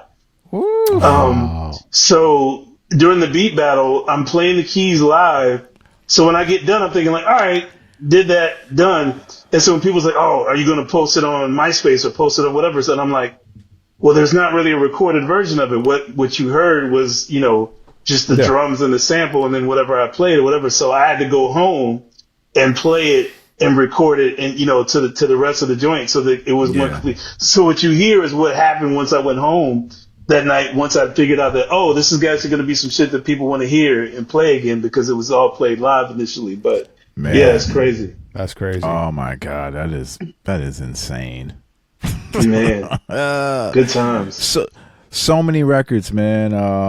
I mean, did you realize the magnitude, or you just, in real time, or, are you the kind of producer that you were truly hoping that it would resonate, or you were just plugging away? I don't know if I had any expectations whatsoever. I think I'm a person that is constantly grateful for just the opportunity to be creative and to have a collective of people who are interested in what I create. And anything that happens beyond that is a cherry on top. And at this point, it's an embarrassment of riches, of cherries on top in terms of like what I get to experience and what I get to be a part of, Well, speaking of being that's a beautiful segue. Speaking of being a part of, man, I am truly happy. And I still get giddy every single time I catch the Jimmy Fallon show, and you're a part of the Roots. And when you joined when it was initiated, when it first mentioned that you joined the Roots, I was like, yes. I'm like, I felt like, man, like I championed your music for so long. I felt like whatever he's going through right now, at the time before the Roots, it's going to change for the better. I just, because I know about TV time, about TV and how it's just a different ball game from actual music industry, TV and music, the splits. Splits, but just music, period, man. How the breakdown is, man, is completely. And you've done music for Hamilton as well. Yeah, it was funny. That all kind of happened at the same time. Well, I was out. My initial kind of interaction with the Roots, at least as a group, because I had met Amir, I had met Quest a couple of times. He was out in LA, a couple of times. I met James maybe once, and maybe that's it. I feel like maybe there was one other member I met, but maybe that was it. But they were doing what is now the only Roots picnic to take place in New York. That was like were you okay? That was like 2016. 2000. It was the year I met my wife. It was 2016. Oh, wow. In the fall, I remember. And Black Thought fucking murdered it. Yeah. That shit was and crazy. Listen, I was in between stages, and I was going back. I was high as fuck. Oh, you just talking? Yeah, we were just talking about that stage. This shit was crazy. And Wu-Tang tore it down. It was it's a crazy show. I was there both days. Nuts. Yeah, man. And listen, at that point, I hadn't been in New York.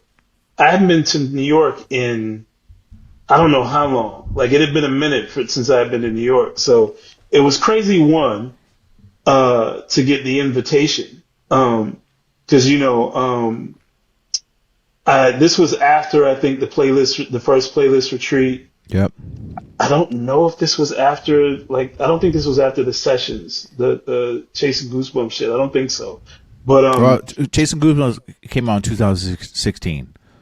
Okay, so maybe that was around the same time. Around the same time. Yep. So I get a text.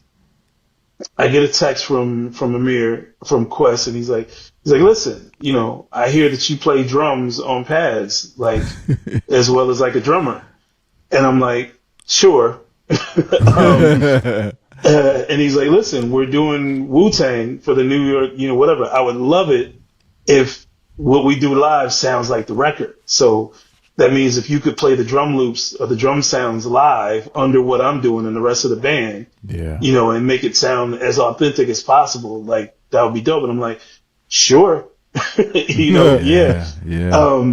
So it was dope because it all kind of coincided with the fact that at that time I had already taped my episode of Rhythm Roulette, and it released that same weekend that I went out to New York to do that. Amir saw it though. Amir saw it. I don't know if he did. Amir saw it, and he had to have had Soul Stro.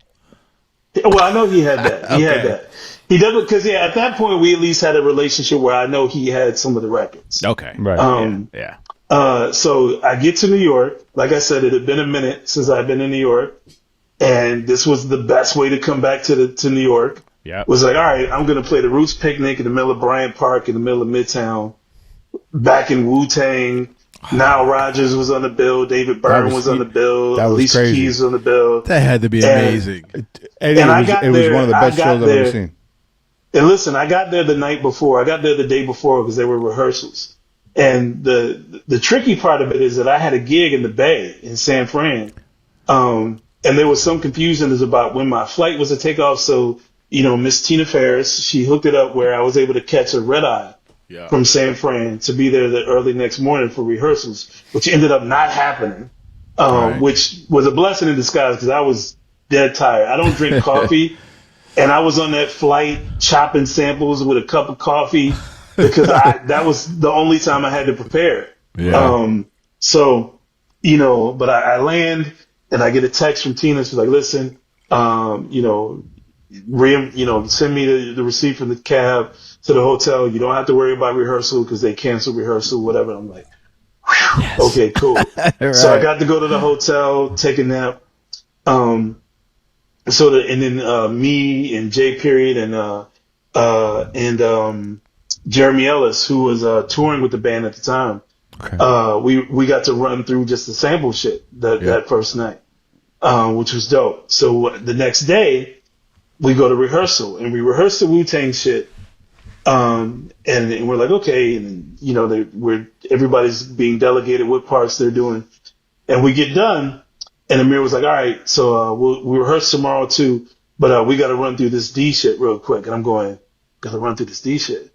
I was like, oh, they're gonna rehearse the D'Angelo set, and I'm packing as slow as possible, just so that I can just sort of catch wind of like whatever they were going to rehearse or whatever. Because out of the corner of my eye, I see Pino Palladino setting up on bass. Oh my god! I see Sharkey setting up.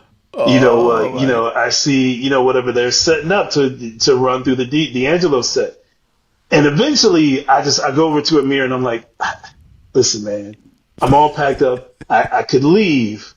But is it possible? And he's, oh, yeah. Just set up and back and just, whatever. There's food back there. You just chill or whatever. I'm like, oh, my God. And I got to sit there and watch them just rehearse the D'Angelo set, which was like enough. Like I could have left New York and y'all would have never heard from me again. Like I was done. I was good. But afterwards I was like, Amir was like, yeah, let me introduce you. And he, I go up and meet him and he's like, and it was the wildest thing for him to be like, yeah, you were like, he didn't say my name or anything. He was just like, you remember the records I played for you? And D was like, oh, yeah. He's like, this is the guy. And I'm going, wait. And he's like, oh, man, yeah, shit is dope, man. Whatever. Dap him up, whatever. We talked for like a minute or two. And I start to leave. And at that moment, that's when Amir invited me to come back out. Because he was like, listen, the Roots are working on a record, which still isn't a thing yet. He's like, I've already invited Ninth, and I got Kareem Riggins and, a bunch of producers coming down to work. He's like, we're shutting down Electric Lady for like a week or two, if you can come back out at the end of the month and work on the joint or whatever. So that was all of that. So I went to go watch that set that night because the D set was that first night. We weren't performing until the following night.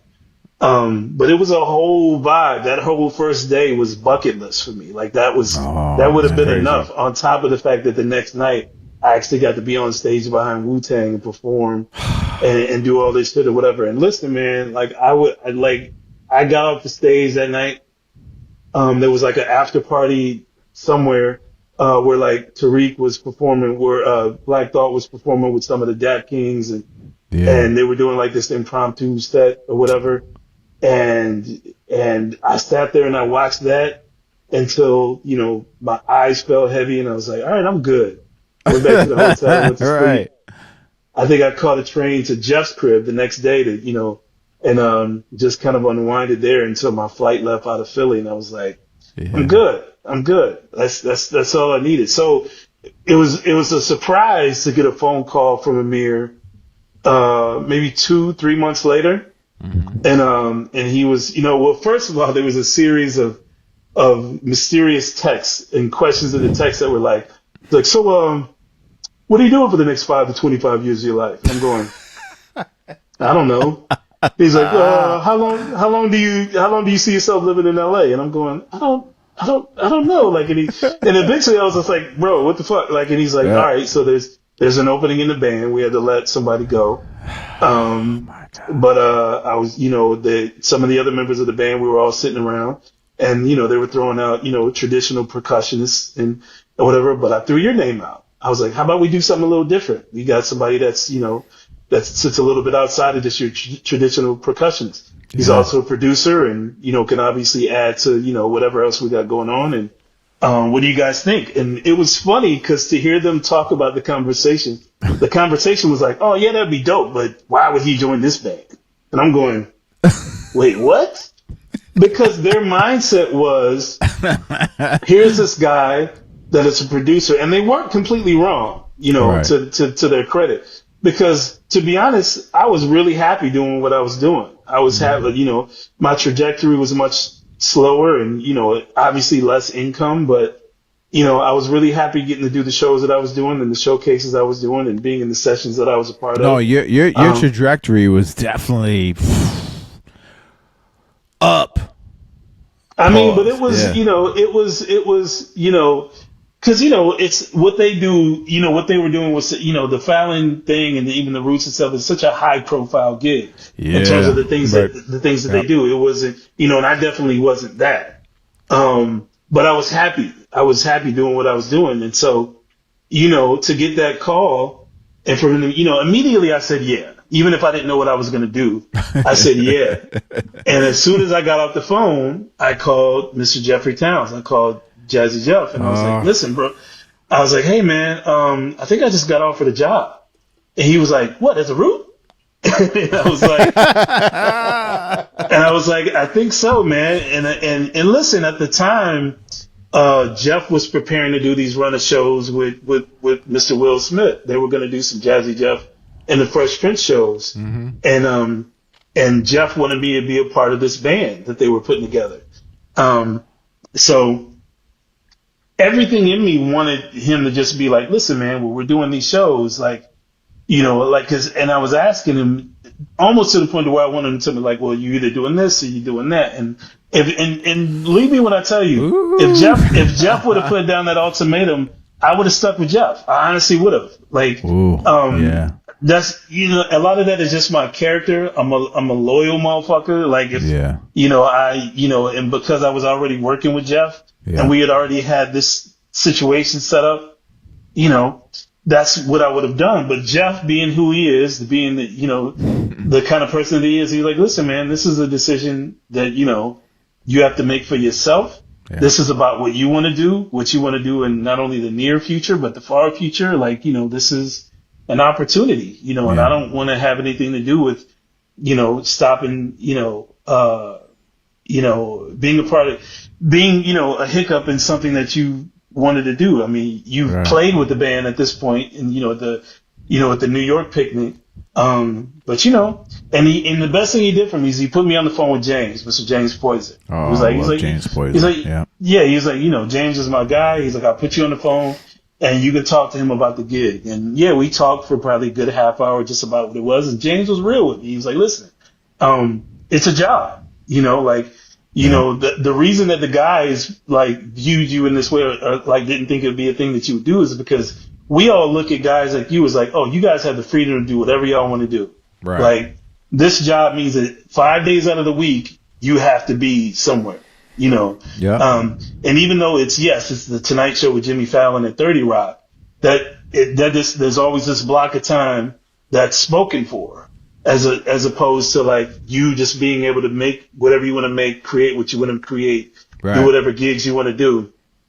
We kind of look at that as a luxury at this point. Love the gig, love the job, and love the money, and love the stability. But but you have to come into it knowing that it is a job. And so it was something to think about. And I think ultimately what won out was, number one, the guys, because James made it a point to be like, oh yeah, it'll be super fun. It'll be obviously really dope having you be a part of this outfit or whatever. But if you factor everything else in. But there was a lot of things that I had just never done before. I had never been in a band of that caliber before.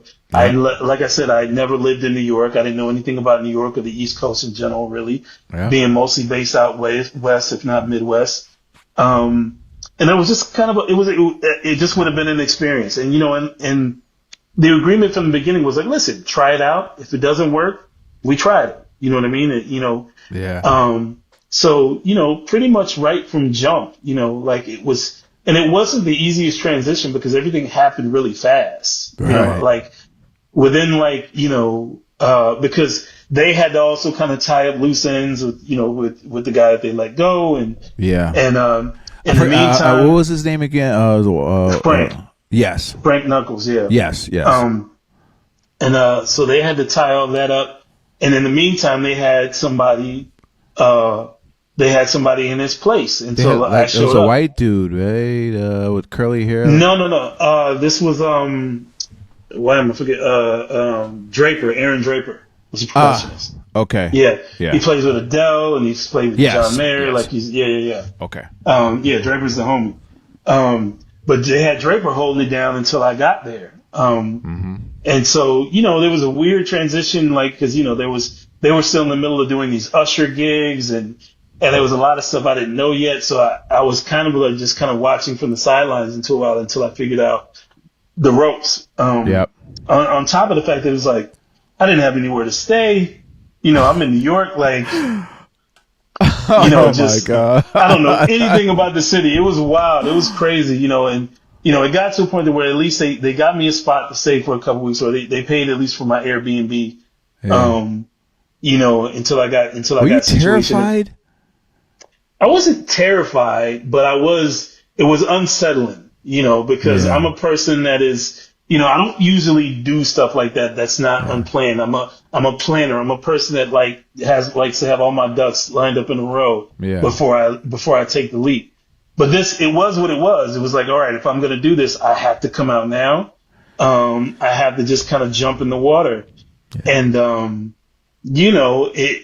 only thing that was kind of nerve wracking was the living situation. I was like, listen, if y'all give me a spot to stay in, everything else will work itself out. I just need to have a place to go, and not only just to kind of lay my head, but just to kind of wrap my head around things and kind of unpack the thoughts and the many things that I probably had to digest that particular day. Cause my first day on that, my first weeks on the job, it was like, I knew nothing about television.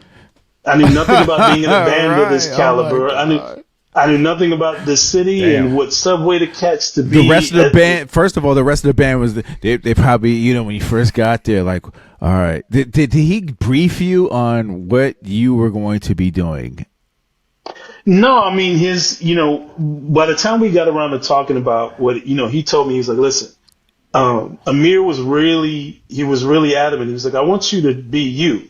He's like, don't worry about sounding like doing what Frank was doing. Don't worry about what other percussionists are doing. I want you to use whatever equipment that you use to do what you do. So if you're using the push, use the push. If you're using whatever, like use whatever futuristic shit you got going on. Yep. He's like, I want you to do you. He's like, I would love it if you were able to contribute as well as a producer. There's obviously moments where we need you to write for little skits and shit that happen on the show. Yeah. And then there's also times where I'm gonna need you to possibly fill in for me. Being a drummer.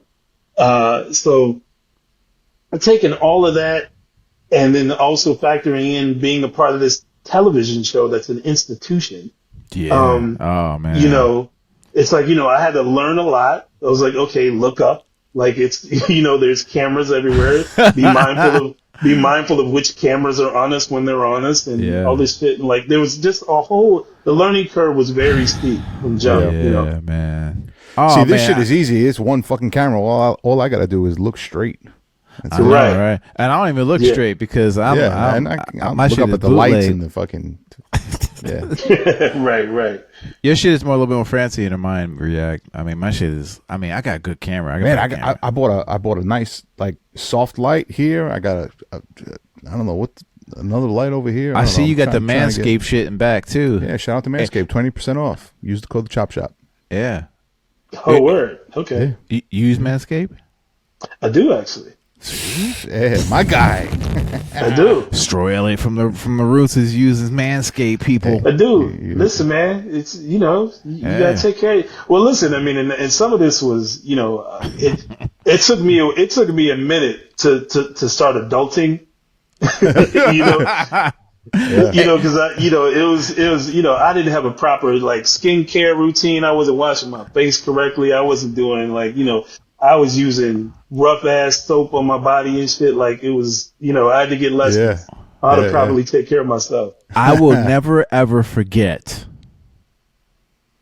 and it's something that we both share in common, Mr. Stro Elliot.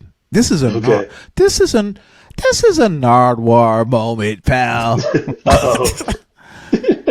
I remember, like, I am a fan, and I actually follow. When you're in the shower, you niggas need to wash your feet. Don't let the water drip. That's not washing your feet. You said that years ago. Am I right? I did. I did.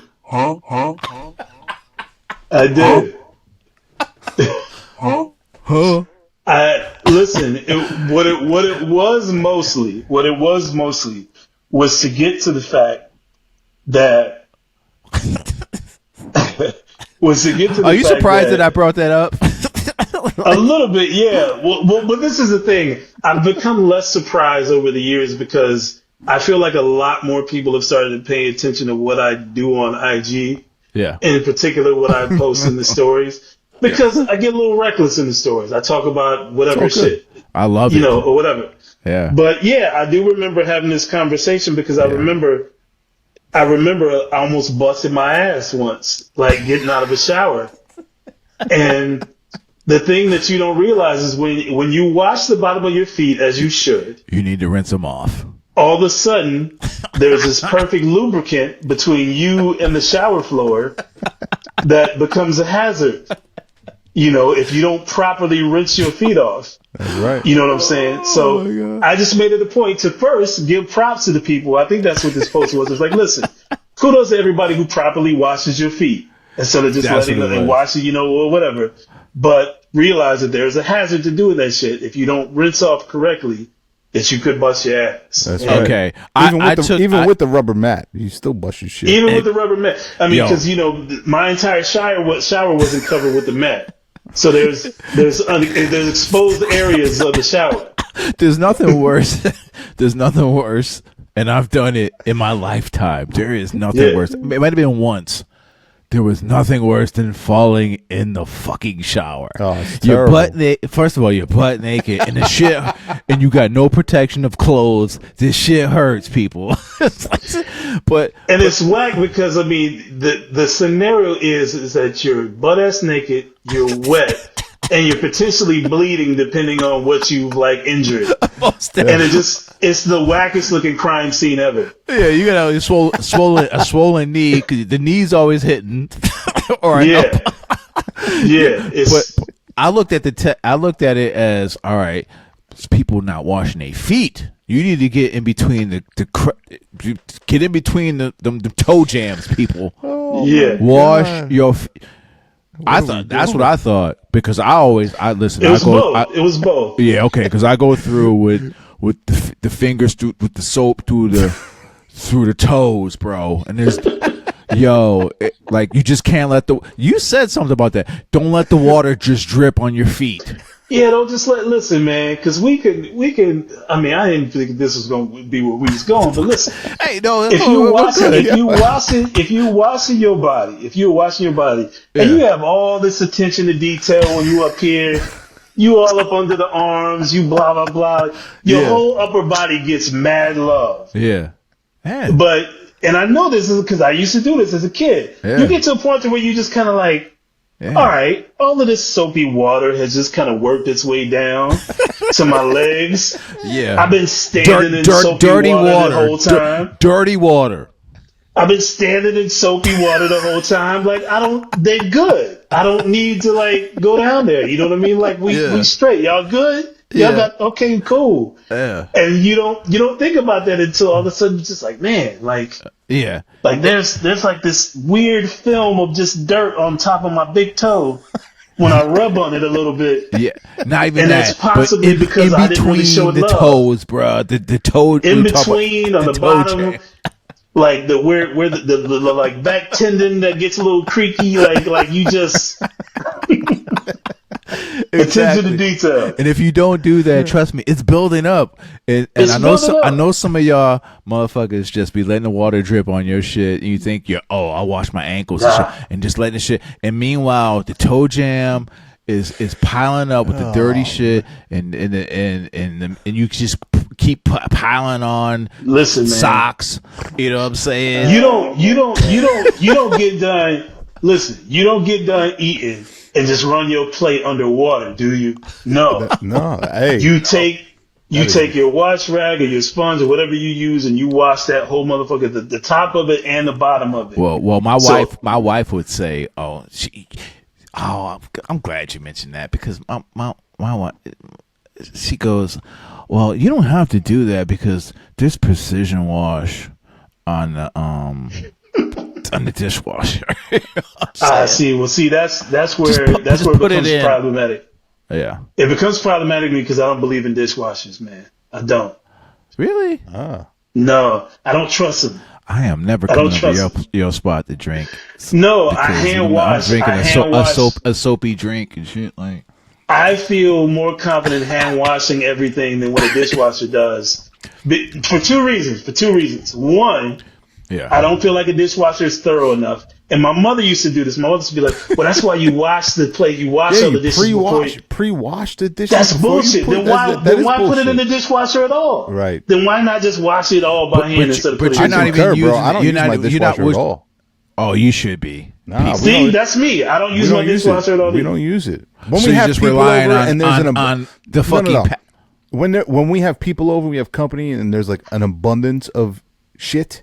Yeah. And, we'll put it in the dishwasher for ease of use and time and stuff. Oh, only because the water is at a hot... Yo, you and Stro, come on, bruh. Nah, bro. There's like hot, steaming hot water that flushes up, and you would rather just put your hands into with a sponge that's been used a million times. There's been times where I've put shit in the dishwasher before, and I've taken it out, and there's still shit on the plate. That part. Yes. That part. All right. Maybe it's it's actually, you know what? It's not the dishwasher because Stro agrees with me. No, it's the dishwasher. Nah, it's not. All I know is from my over the course of my lifetime, both living with my parents and not living with my parents, I've tried to use dishwashers, and I never felt like they did the job correctly. So, nah. And if I have to do so much work to get them to do the job correctly, I might as well just do it on my own without the dishwasher involved. Now, I will say this. I do use the dishwasher as a drying rack. I'll put the dishes in there after I'm done and let them dry in there, but that's it. That is very smart. So you just letting the germs that you just used from your hands. Germs? Yeah, man. All right. What are you talking about? Look, this is why I love this show, man, because like we get to talk music. This is the dishwashing and busting your face in the shower, nasty ass toe jam and shit. People need to wash their feet, man. Man, hygiene is important. Yes, Absolutely. it is. Stro, man, we've been championing your music for so many years. I am truly happy that you are down with the roots, man, because the roots, sir. You make the roots even doper. Man, For real. I know it. I know it to be true, man, and they were legendary before, man, but even now, so man. I have a question. Yeah, go ahead. And I don't know if this is in the works or a possibility, but will there ever be a Black Thought Stro Elliot compilation EP? Well, they Reek is constantly working. He's constantly putting out shit. I'm actually still waiting on the project that him and 14KT have coming out. That's been in the works for a while. Basically done. It's just a matter of getting all the legalities filled up or whatever. I've sent Reek has a few pieces of work that we done, or whatever. I know he's written to at least a couple of them, but we haven't sat down, and been all right, what are we trying to do from front to end, whatever.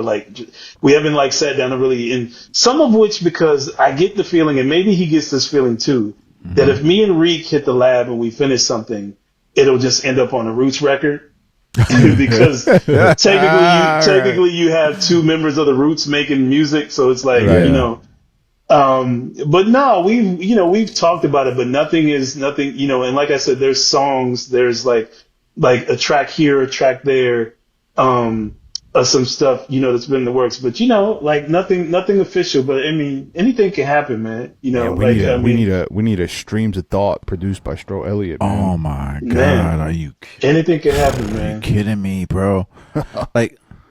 I mean, generic question. Are you somewhat living out your dream right now? I don't. You know what? It's crazy, and I think I just had this conversation with a friend. Everything that I'm experiencing now is I set the bar for myself very low from the gate. I was a person that was listen, if I get to create music, if I can make a living and making music where it pays my bills, and I get to just be in the game any way, shape, or form as a producer. Maybe I work at a studio and I do production and stuff. I just wanted to be around music. Yeah. So everything that I'm experiencing now is well beyond whatever I dreamed for myself. Sure, I had maybe bucket list things that I wanted to be a part of.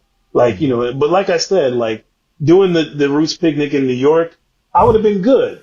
I would have left there and been fine and would have been okay, cool. Getting to work with certain individuals and being in certain rooms with people and even going back to the percussionist days, we toured with De La a couple times and doing the Tribe thing and and just the people that we got to open for, I was good, so the fact that there continues to be experiences that I get to be a part of and things that I get to experience is just, like I said, an embarrassment of riches that I can't be anything but grateful for. So I can't necessarily say that it's fulfilling any dream because I don't know if I had dreams this big. You know what I mean? I think I had aspirations of being a part of things like this, but definitely not to the extent that they've unfolded in the way that they've had over the last 6 to 7 years. Right, man.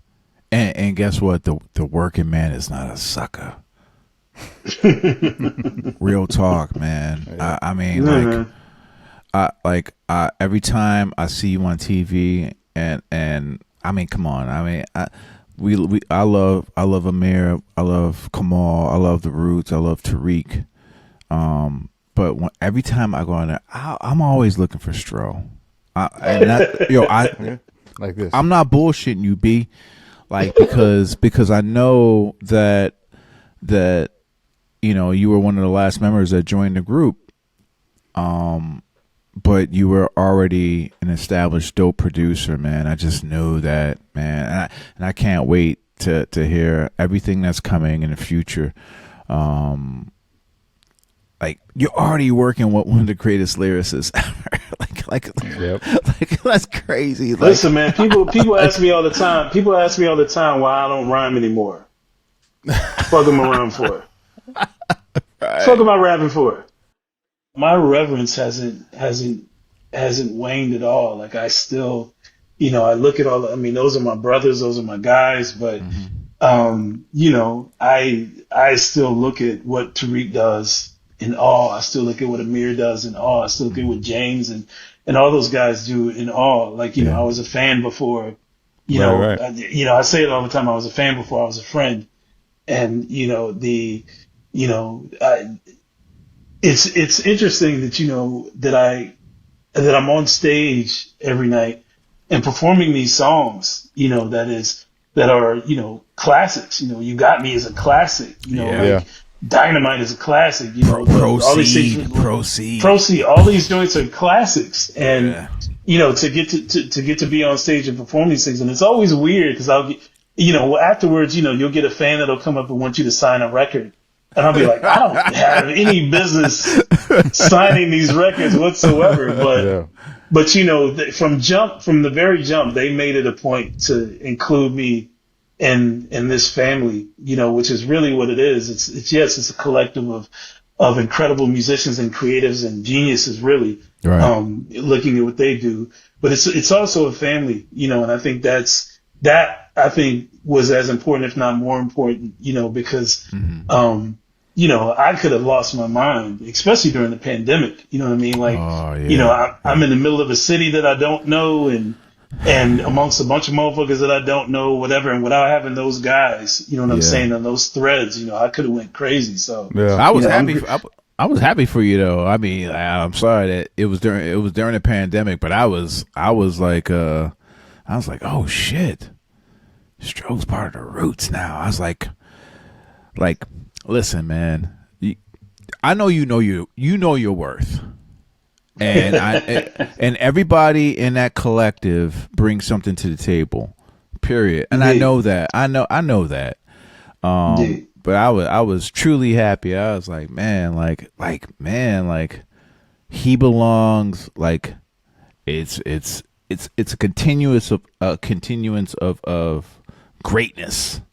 You know what I'm saying? And I know by you joining them, like, I mean, I was like, wow, like, man, like Stro is part of the Roots now. Crazy. Like, I don't know, man. It's great. This is why I love doing this. This is why I love doing this show, man. Because just geeking out. I am, man, because I'm and it's okay, man. Like I said a million times, man, I'm inspired by everybody, by yourself, by everybody that comes on the show. I'm truly inspired, and you have to be that way. You have to humble yourself, Absolutely. and just be inspired and continue, as I said before, to be the student. Instead of Absolutely. trying to Every day. master shit, Absolutely. Whatever. Absolutely. So, that's that. What's next for Stro, man? Ooh, What's cooking? Oh, he has La Villa. You released La Villa, which was fun. Oh yeah. That was something that got. It's funny. Like that project was actually finished at the same time as the James Brown project was finished. During the pandemic, pretty much. But it took a while for that to unravel because, anytime you get labels behind certain situations, the James Brown thing was relatively painless, but this was a little different. I was working with different people for this situation, and it took a while just to get things in order. It finally did. I had I had the best kind of liaison through the situation, a guy that I was communicating with based out of the UK. Who really kind of helped push that forward. But I don't know. There's, the thing about being in this band and being amongst these group of individuals is, there's all so multifaceted and they're into a lot of different shit. The two patriarchs and specifically Yes. with Tariq and Amir. Yep. And they seem to encourage, doing a lot of different things. So, there's a lot of things, things I want to try. There's a lot of things I want to kind of like evolve and, I could easily just put out another kind of beat tape, but I don't know. I kind of want to do something a little bit more artistic. I don't know what that is yet. Right. But yeah, I'm in my think tank about what to do next. I do know, that I do kind of miss like just kind of doing like sets. So I want to, but again, even with that, I want that to evolve a little bit as well, where I'm doing kind of more focused and kind of curated sets. Right. Or maybe they're kind of more theme oriented, or at least, just kind of more thought out. Yeah, Absolutely. So, just kind of along the lines of that, just kind of an evolution of what I've done before is kind of where I'm headed. Gotcha. Well, I mean, are you cooking up? Is the question. Like That's the thing. Yeah. I haven't, if I'm being completely honest, I haven't been cooking a lot lately over the last, but that's been intentional. Okay. I took some time off. I took some time off for a while just to kind of get myself right. I think I say it all the time. Like, if you were a person that wasn't affected by what went on during the pandemic, then we're different types of people, and that's fine. We can be different types of people. Everybody lost a lot of people. I personally got pretty sick as well, on top of losing some people, and that kind of fucked me up for a minute. It did myself as well. Yep. Yeah. It was a weird thing. I don't think I've ever had to think about my mortality in the way that I thought about it during that particular sickness. Absolutely. We were living in a movie for real. Yeah. And I've never had issues with migraines, and I've never had issues with breathing. And to have both of those things become an issue simultaneously to the point where it debilitated me. And like, I missed like 2 months of work. Like, I wasn't on the road with the band. I wasn't on Fallon. I didn't do anything for a good 2 months because I was down pretty bad, Whoa. Okay. And, so it took a minute for me to kind of like rehab and get to a point to where I could stand up for longer than 5-10 minutes without feeling like I was going to pass out or, and get a debilitating migraine. So yeah, it was thick for a minute. Yeah. And so I remember I worked myself up to being able to do, cause the Roots tour heavy every summer. That's the most time that we have off of Fallon. Yeah. And, they did a string of shows without me. And I was like, listen, I had it circled on my calendar. At the end of the summer, y'all are doing Japan. Fucking love Japan. I'm not missing it. Yeah. So I made it a point to, kind of switch up my diet. Yeah. To, my goal every day was just to do something, whether it was going for a walk. Right. Until I felt like I could work in the breathing, till the migraines were less. So, taking care of myself physically, and I got myself physically up into a point where I was able to do that Japan run, which was a good like 4 or 5 dates or something like that. Yeah. And I remember I came home from that just so filled with gratitude and also appreciation of not only what I was able to do and the shape I was able to get in and the choices I was making as far as my diet, but a real appreciation for my circle, the people that I had around me, because those guys held me down and they were the most encouraging. And, they looked out for me and they still do. And I think, what I wanted to do was, I did kind of my own form of therapy without going to a therapist where, kind of from ground up, I wanted to make sure that I was good. Yeah. And kind of digging in things in my past and digging in who I was and all my shortcomings and everything. And I wanted to make sure that I was making music for the right reasons. So I stopped making music for a while. Okay. And just kind of worked on my own kind of mental health as well as my physical health. And that's been kind of over the course of the last year or two. And me just trying to get in the right place mentally and physically to make sure that, music wasn't something that I was just hiding behind. Yeah. Oh man. And something that I was using as a shield. You know what I mean? Damn, Stro. That hits home, man. I mean, especially with a person like myself. Like, word. I've like I've gotten to conversations. I'm not going to say with who, but and they say that I've always hidden behind like actually arguments, and how I've hidden behind a facade of music and trying to be a person. And man, just to know that you went through that, I have not gone through that yet, man. Man, you I just had it pretty bad too. I had it bad, not as bad as that, but Yeah. yeah. My mom got it bad, man. She was, damn. I don't know if you knew that, right? Well, My mom- no. I'm not talking about. I'm like. Oh, you talking about something? I'm sorry. No. Shouts to Mom Dukes, Mama React. But I'm talking about like mentally. Oh yeah. Like about. But being, listen, it's all relative though, because I mean, absolutely. it was interesting to be going through something like that physically, and realize how much of it was affecting me. Because I mean, I was depressed. Like I don't think I realized it at the time, but I'm sitting at home. I'm not as physically able as I'm used to being. Yeah. I'm having troubles breathing. I'm having these debilitating migraines. I'm sitting, like, there was a couple of times where I'm sitting there and I'm watching the stream of a Root show that I'm not at. Oh, I'm watching man. somebody filling in for me, and I'm in this home by myself. Yeah. Like I said, so all of that takes its toll, and you start to think dark thoughts. You start to think just like negative thoughts about yourself. And, I wasn't in a space that felt conducive to being creative, even if I wanted to be, or even if I was physically able to. So, I mean, it's all relative. And I think it was interesting that realizing that was also kind of what pulled me out of it, because I think in the moments that I started, I remember it I went through it. I got like a treadmill and a little workout area in the basement. Yeah. And when I first started trying to get myself right, it was really difficult. I couldn't walk, like I said, for longer than 5 minutes before the migraines would start, and I had trouble breathing. Man. And I would just go and sit down. And so I remember the first, I tried to go back to work a few times.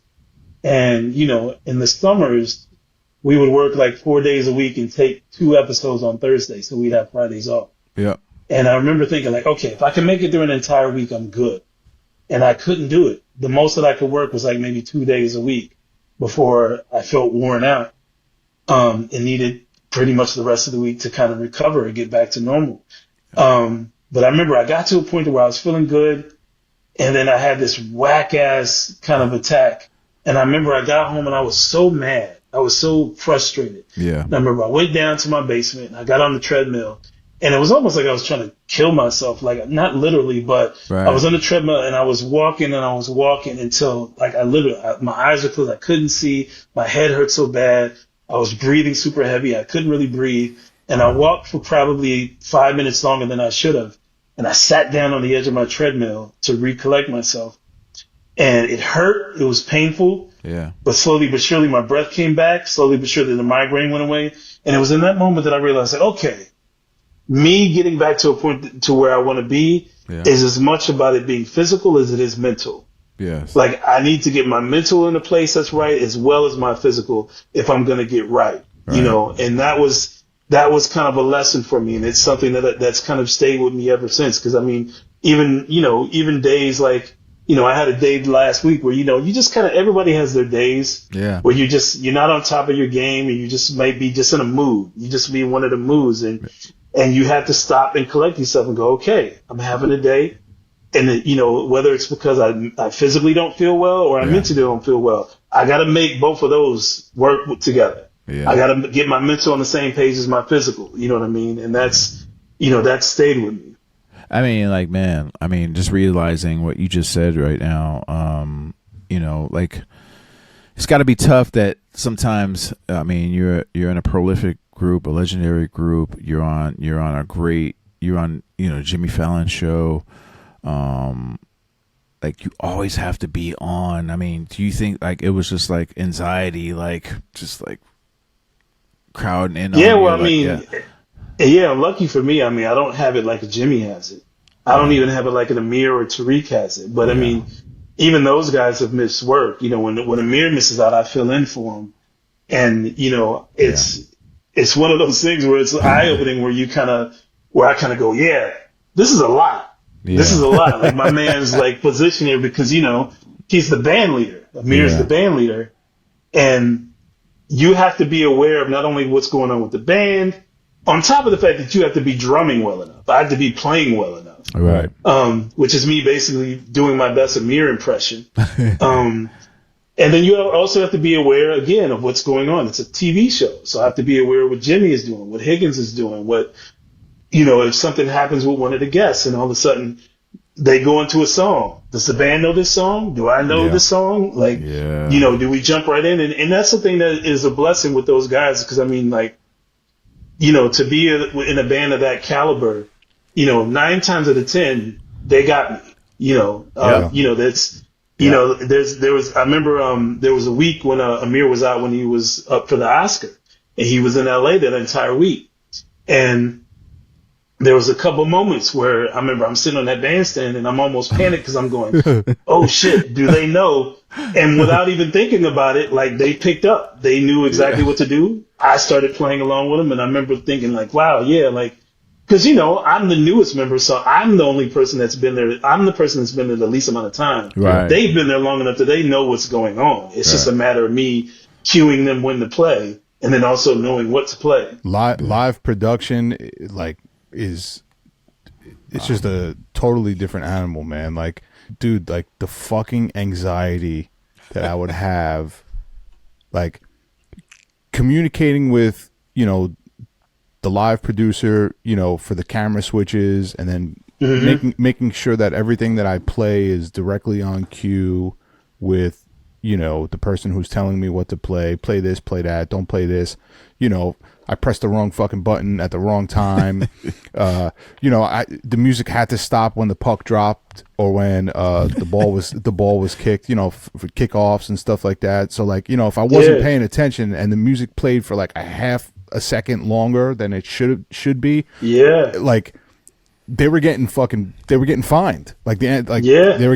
So and that was on me. So it was nerve wracking, bro. Like, so I applaud you guys, man, because that no, thank you, bro. That live and for me, I had to take into account that, Jimmy and Amir, they play off of each other. They know each other really well. There's a whole second hand, like there's a whole other vocabulary that they have that I don't have with Jimmy. So it's like, there was a lot of me kind of feeling around and even a rhythm to it. Like, certain bits that we do every single week, it's a different thing when you're the person that has to count that off. Yeah. Right. You have to know when to start counting that off so it doesn't come in too late and it doesn't create this air of silence. That's right. And not come in too early so that you cut him off. Like it's a whole science to it. Kind of similar to what you're saying, where if you don't get it right, the timing right or whatever, it kind of throws everything off. Yeah. It was all timing, man. But you're the illest producer in the Roots. Clap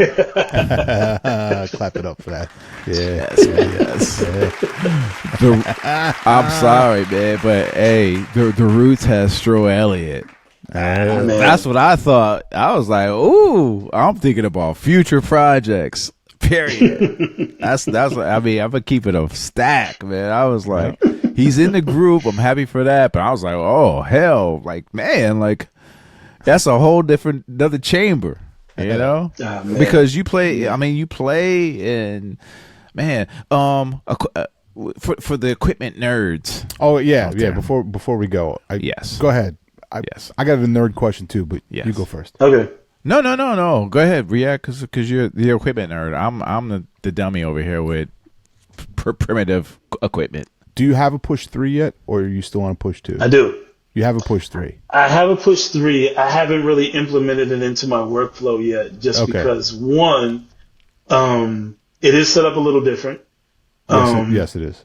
And two, its dimensions are different. So all the cases and Pelican cases that I have to lug my gear on, it doesn't fit the same. So, it's different. And even with my setup on Fallon, I would have to kind of move some shit around to make it fit even in that setup. So I haven't implemented it into my regular workflow yet. This motherfucker is silent. He want to be a finger drummer. That's why I know he just reacts one a bit. Listen, man. I would love to learn how to play the actual drums, but like you No, said. as long as listen, I'm telling you, people. As long as my fingers aren't going like this, Eddie won't mind. Yes, Eddie don't like this, it's just like this it's shit, just he like he don't play that shit. It just looks crazy. You got to be like Stro. Stro's just yeah, it's the layout. It's the 64 pad layout, man. That's what it is. It's the ergonomically friendly layout. That's It right. is. right. It just looks. It looks like. And it looks. It is. I know. I was like, look at him, man. This is what I'm talking about. Like all you fucking finger drummers, man. outside of JT, because that's the little bro. Well, I will say this. I will say this. I gotta give because like I said, it was something I used as a production tool, but I didn't realize it was like a thing until I saw Jeremy Ellis do it. Jeremy Ellis. I didn't really think it was a thing because the illest drummer on pads I ever saw was why am I forgetting my man's name? We were just David Haynes. I don't know if you're familiar with him. David Haynes is a guy. I think he got endorsed by Akai, so I think he uses mostly MPCs. Okay. But David Haynes was the first person that I saw play drums on pads like a drummer. Who's the guy that sits in fancy cars and in the back seat and plays drums? Is it Jay something? I don't know. Jay Black. You talking about? Say it again. You talking about Jay Black? Yes. Yeah. That's my guy too. Yeah. Okay. Yeah, and everybody's different. Everybody's different. That's the thing that I tell shouts to people Jay Black. He gets because he's nice, and I think everybody, because people will ask me, like if I want to do this, if I want to learn how to finger whatever. I was like, well, first of all, sit down, get you a pad, sit down, and just do what feels comfortable. But if you want to learn, if you're interested in learning somebody's style in particular, then yes, go follow the Beats by Jay Black. Melodics has programs or whatever. I've worked with them. Yeah. And put together a couple things or whatever. There's a slew of people like who, whatever. If you want to, because listen, maybe you want to play finger drums like A-Rap music and then whatever. If so, then yes, pay attention to the way that they do things and follow them. Jeremy Ellis is a beast. Yeah, Jeremy, and that's the thing. Because Jeremy used to be in the band. When we toured, and I used to watch him, before I joined the band, and just kind of be in awe of the fact, because and it makes sense. He was a piano player. He's like ambidextrous, so he does, he uses both hands really well. I don't sound ignorant. Is that the white guy with the curly hair? Yes. Yeah, like Kenny G. Yeah, pretty much. Yeah. But when he was still in the band, I remember I used to watch him. I used to watch, kind of his layout and the way he did, because his style of play is unique. What I mean? He's nasty. Yep. Yeah. So it just depends on the way that you want to play and what's comfortable for you. Everybody has their own style. Yeah. My style works for me both, like I said, kind of ergonomically because it's really comfortable, and because of the fact that if I'm looking at it as like a drum kit, everything in its placement has to make sense for me. The pocket, your pocket, the pocket is crazy, and sometimes I think like I mean, well, you're a drummer. I'm not a drummer, but you're a drummer, and I'm obviously by listening to all your works, in your drum work, even when you play early on, when I listened to the pocket was crazy, and sometimes I think that like less is more. That's what Absolutely. it is. Yeah, for me. I mean, and that's kind of, I'm not going to say that's the way I was taught, because it wasn't like anybody sat there and taught me. But if I look at the drummers that I listened to and that I liked, they were what you would consider more pocket players. Like, sure, you can have gospel chops and do fills and do all this stuff, and that's crazy, and I was, but I mean, I was attracted to the groove. I was attracted to what the drummers were doing in the pocket. They were laying under what was going on with the band, and so that was always going to be where I lived. Man, before we go, who do you want to work with? Who do I want to work with? Yes, because you're a producer, and I know, man. I mean, come on, man. I mean, is there a wish list? I mean, other than Tariq. I mean, because Tariq, come on, Tariq is Tariq, and Black Thought is the top 5 dead or alive. But man. Or interesting, man. It could be MC or producer collab. Right. There is, I mean, being an overall music nerd about, about everything. I mean, there's a ton of people that I would just like to be in a lab with, Right. and just contribute to. I mean, even as nerdy as, Jacob Collier and the stuff that he puts together, it would be fun to just be in that particular world.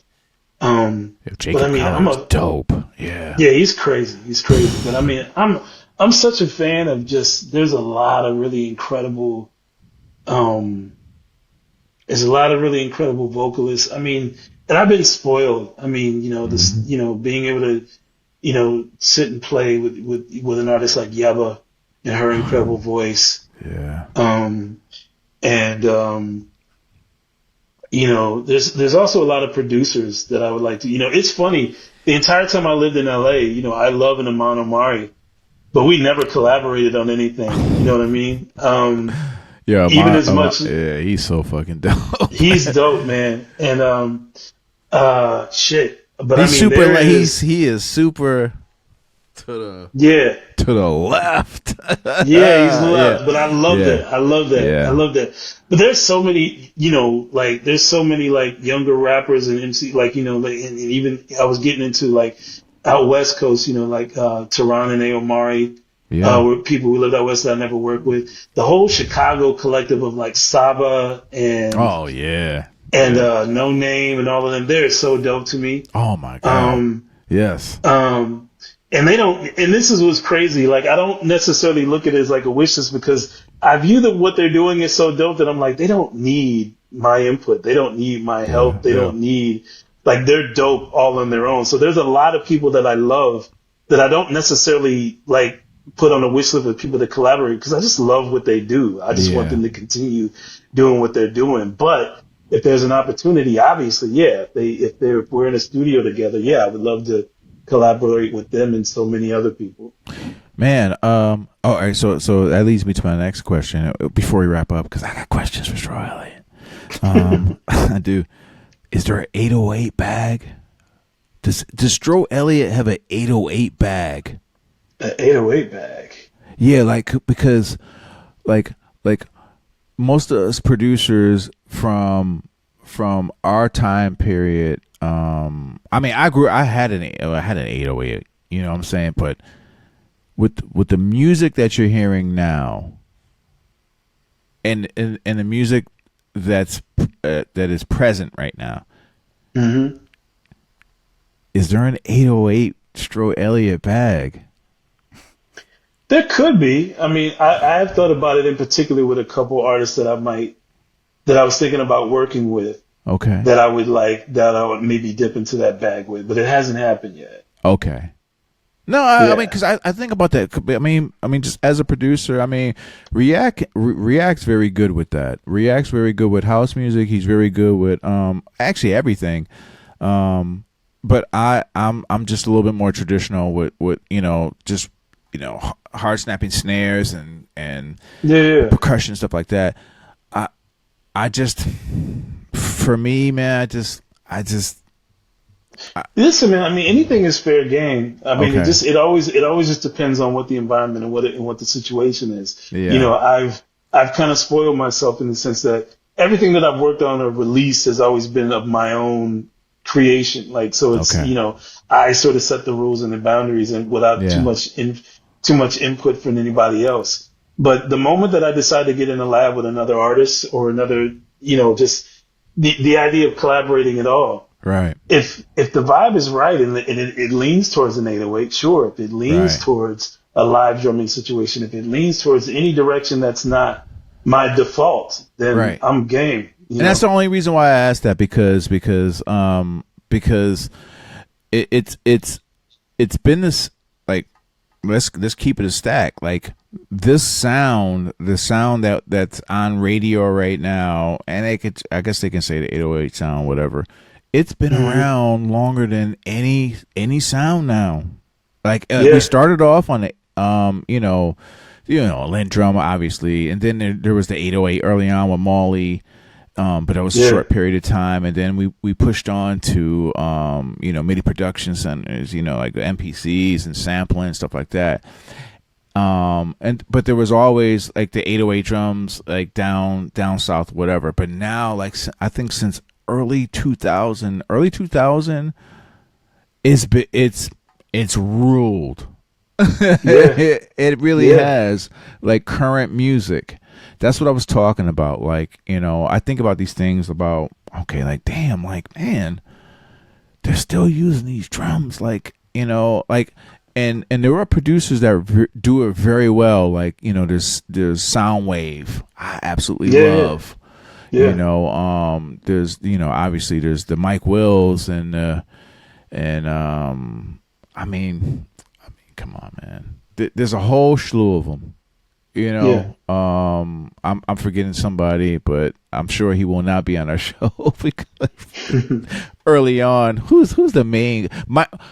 Exactly, Metro Boomin. Thanks, React. Yeah. I had a brain fart. Oh, sorry, my bad. Look at that. I had a brain fart. Metro Boomin, all those producers, man. But that sound now. It's not going anywhere though, bro. It's been around, but it hasn't. It hasn't left. It hasn't evolved. I mean, no. It hasn't. I mean, I've heard guys use 808.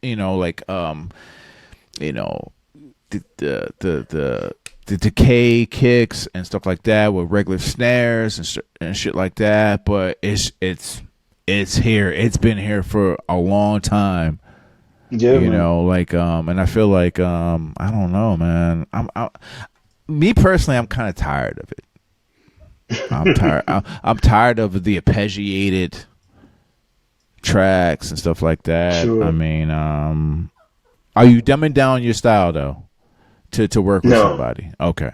No, okay. I think No way. I don't think I could ever be a part of any situation where I'd have to. I had to ask that question because I know a lot of producers who are just like, I'm about the bag. I'm just gonna. He's on Jimmy Fallon, man. He ain't dumbing down shit. But even if I wasn't, even if I didn't have that blanket of security, you're not that. I don't think you're that type of producer. Yeah, I think I've lived my entire life, and my entire career has been based upon doing things that felt good to me. Yeah, I mean, listen, man. Listen. I already know what kind of caliber producer that you are. I know.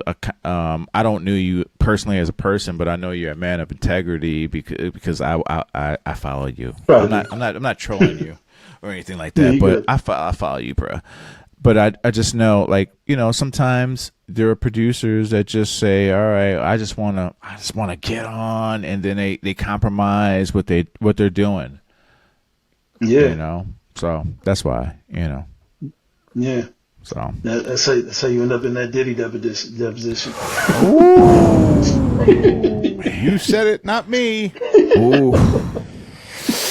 Ouch. Listen, man, looking crazy. No, I think you wake up in the morning with your pants on your ankles. Right before we started this interview, I sent you, Mr. EJ, and I sent Mr. Divine Drummer and DJ Men Static Plus. and Men Plus. Yeah. So we're all in our group chat. Yeah. I sent them the link, and I said, "This Fruit Pop is at it again." Oh, he's at it again. Listen, man, it was pretty much the same. It was pretty much the same thing in our circle. On the Roots thread could be a number of things. But, we all saw it, we all acknowledged it, and I think we were all very grateful at the things that we have avoided. Yeah. And because listen, the thing about it is it makes me sad as well. Like, I only really dipped into it a little bit. I read like a little bit of it. It is very sad. I tapped out because it was like, because what you have is you have the people at the top that absolutely need to be held accountable. But under that, all the other people, you have people that just wanted to make it. You have people who were following a dream, and they saw an opportunity to work with some people that could make those dreams come true, and those people took advantage of that shit. Yeah, it's fucked up. And Yeah. Yeah, that shit makes me sad. Yeah. It's I not mean, a good look yeah. at all. And it's not cool waking up naked the next morning. It not to crack jokes after what you just said, but like, No, like I mean, on some real talk shit, B, like that, like, listen, man, I don't know if it's true or not, but like, I just know that the shenanigans, man, and it's not a good look, man. It's not a good look for our people. That's the sad part of it, Stro, and React. It's not a good look because I feel like, you know, as first of all, as a black man, like in the music business, why are we the only motherfuckers that have to fucking deal with this shit? Like, seriously, it's embarrassing. Did I have to turn around and look and see, okay, R. Kelly has a mansion with girls on that don't even know, that haven't seen each other on each side of a mansion, you know, like in a room, or a Puff, or anybody, or motherfuckers even beefing. It's terrible. Well, see, that to me more specifically is the thing I have more of a problem with, because everything you said before is shit that you can find in other genres of music. I know some freaky shit going on. Yeah, there's absolutely freaky shit. I mean, yeah. of course, the band Kiss's entire career. They like, I feel like they released a book years ago, and it was like, I got like maybe 2 chapters into that book, and I was like, good Lord, like, what is... Or even Keith Richards' life, or even Anthony Kiedis. Yeah. Yo. All of them. Wow. But specifically... Scar Tissue. Listen, but specifically, the beef thing bothers me, because it is the thing that keeps... It is the thing to me that keeps the genre in a state of adolescence. It is the thing that keeps the genre, like, people from the outside. Because, you know, it's the crabs in a barrel situation with a lot of rappers, where they feel like there's not enough room for everyone. That's the fuck I'm talking about right there, Stro. And so you feel a need that as soon as you see somebody else shine, it doesn't matter how successful you are. If another motherfucker is over there shining, you can't, for whatever reason, let them live. Yeah. Because you feel like somehow that's coming out of your bag. You feel like somehow that's messing with who you are, what you are, and it's bullshit. It's bullshit. I mean, even like, what was the recent shit? The laughable, like, what was it, the Nicki Minaj and... that was comical. Yeah. It's like, what are we doing? What are we doing? Like, for multiple reasons, but just like really, y'all, you got two of the most money-makingest artists in the world, and y'all both females, and y'all both black females. And y'all going after each other for what, territory? Yeah, it's stupid. What are we doing? What are we doing? That's what I look at every single time, man. Every single time when it comes to it's even actors, it's comedians, MC, rappers, even producers. It's just dumb. Like, come on, man. Like, that's the sad part where I look at, man. Like, and we created this shit. Yeah, you know what I'm saying? Like, we set the trends. But man, we just can't seem to really get over it, man. It takes too much energy and effort to hold a fucking grudge, especially when you're 39, 40 years old. Yeah. I'm 39. Especially, yeah. You know what I mean? It's like I got too much shit. You know what I mean? Like, I got there's too many fucking things going on in my head right now. I don't care about you, whether you like it or not. I'm not gonna beef with you. I don't have time for that shit. I just don't understand how people could exhaust their energy and like their mental capacity, like beefing with somebody else. Like, if you, you know what I mean? And the like, sad thing about it is like, people just just feeding into it, and it's just I don't know, man. just copy it and share it. And back shit. in the day, that's it was, why I don't know. I guess it's different when you were younger. Like, I like the way you move on social media, though, Stro. Listen, we didn't do it all episode, bro. That was real. What the hell? That was a bad one, Oh, you said like I know. Right? We're not playing a part. No, we didn't play it all. all right. That didn't do it all episode, pal. But that was no. Like listen. All right, that was real. The social media game for me is a love-hate relationship with it. What I think a lot of people have a love-hate relationship with social media, especially if you're older, because a lot of it seems really stupid. You know, you see the young shit at TikTok, they get trends and people doing dances and let's do this, you know, whatever, and this, whatever.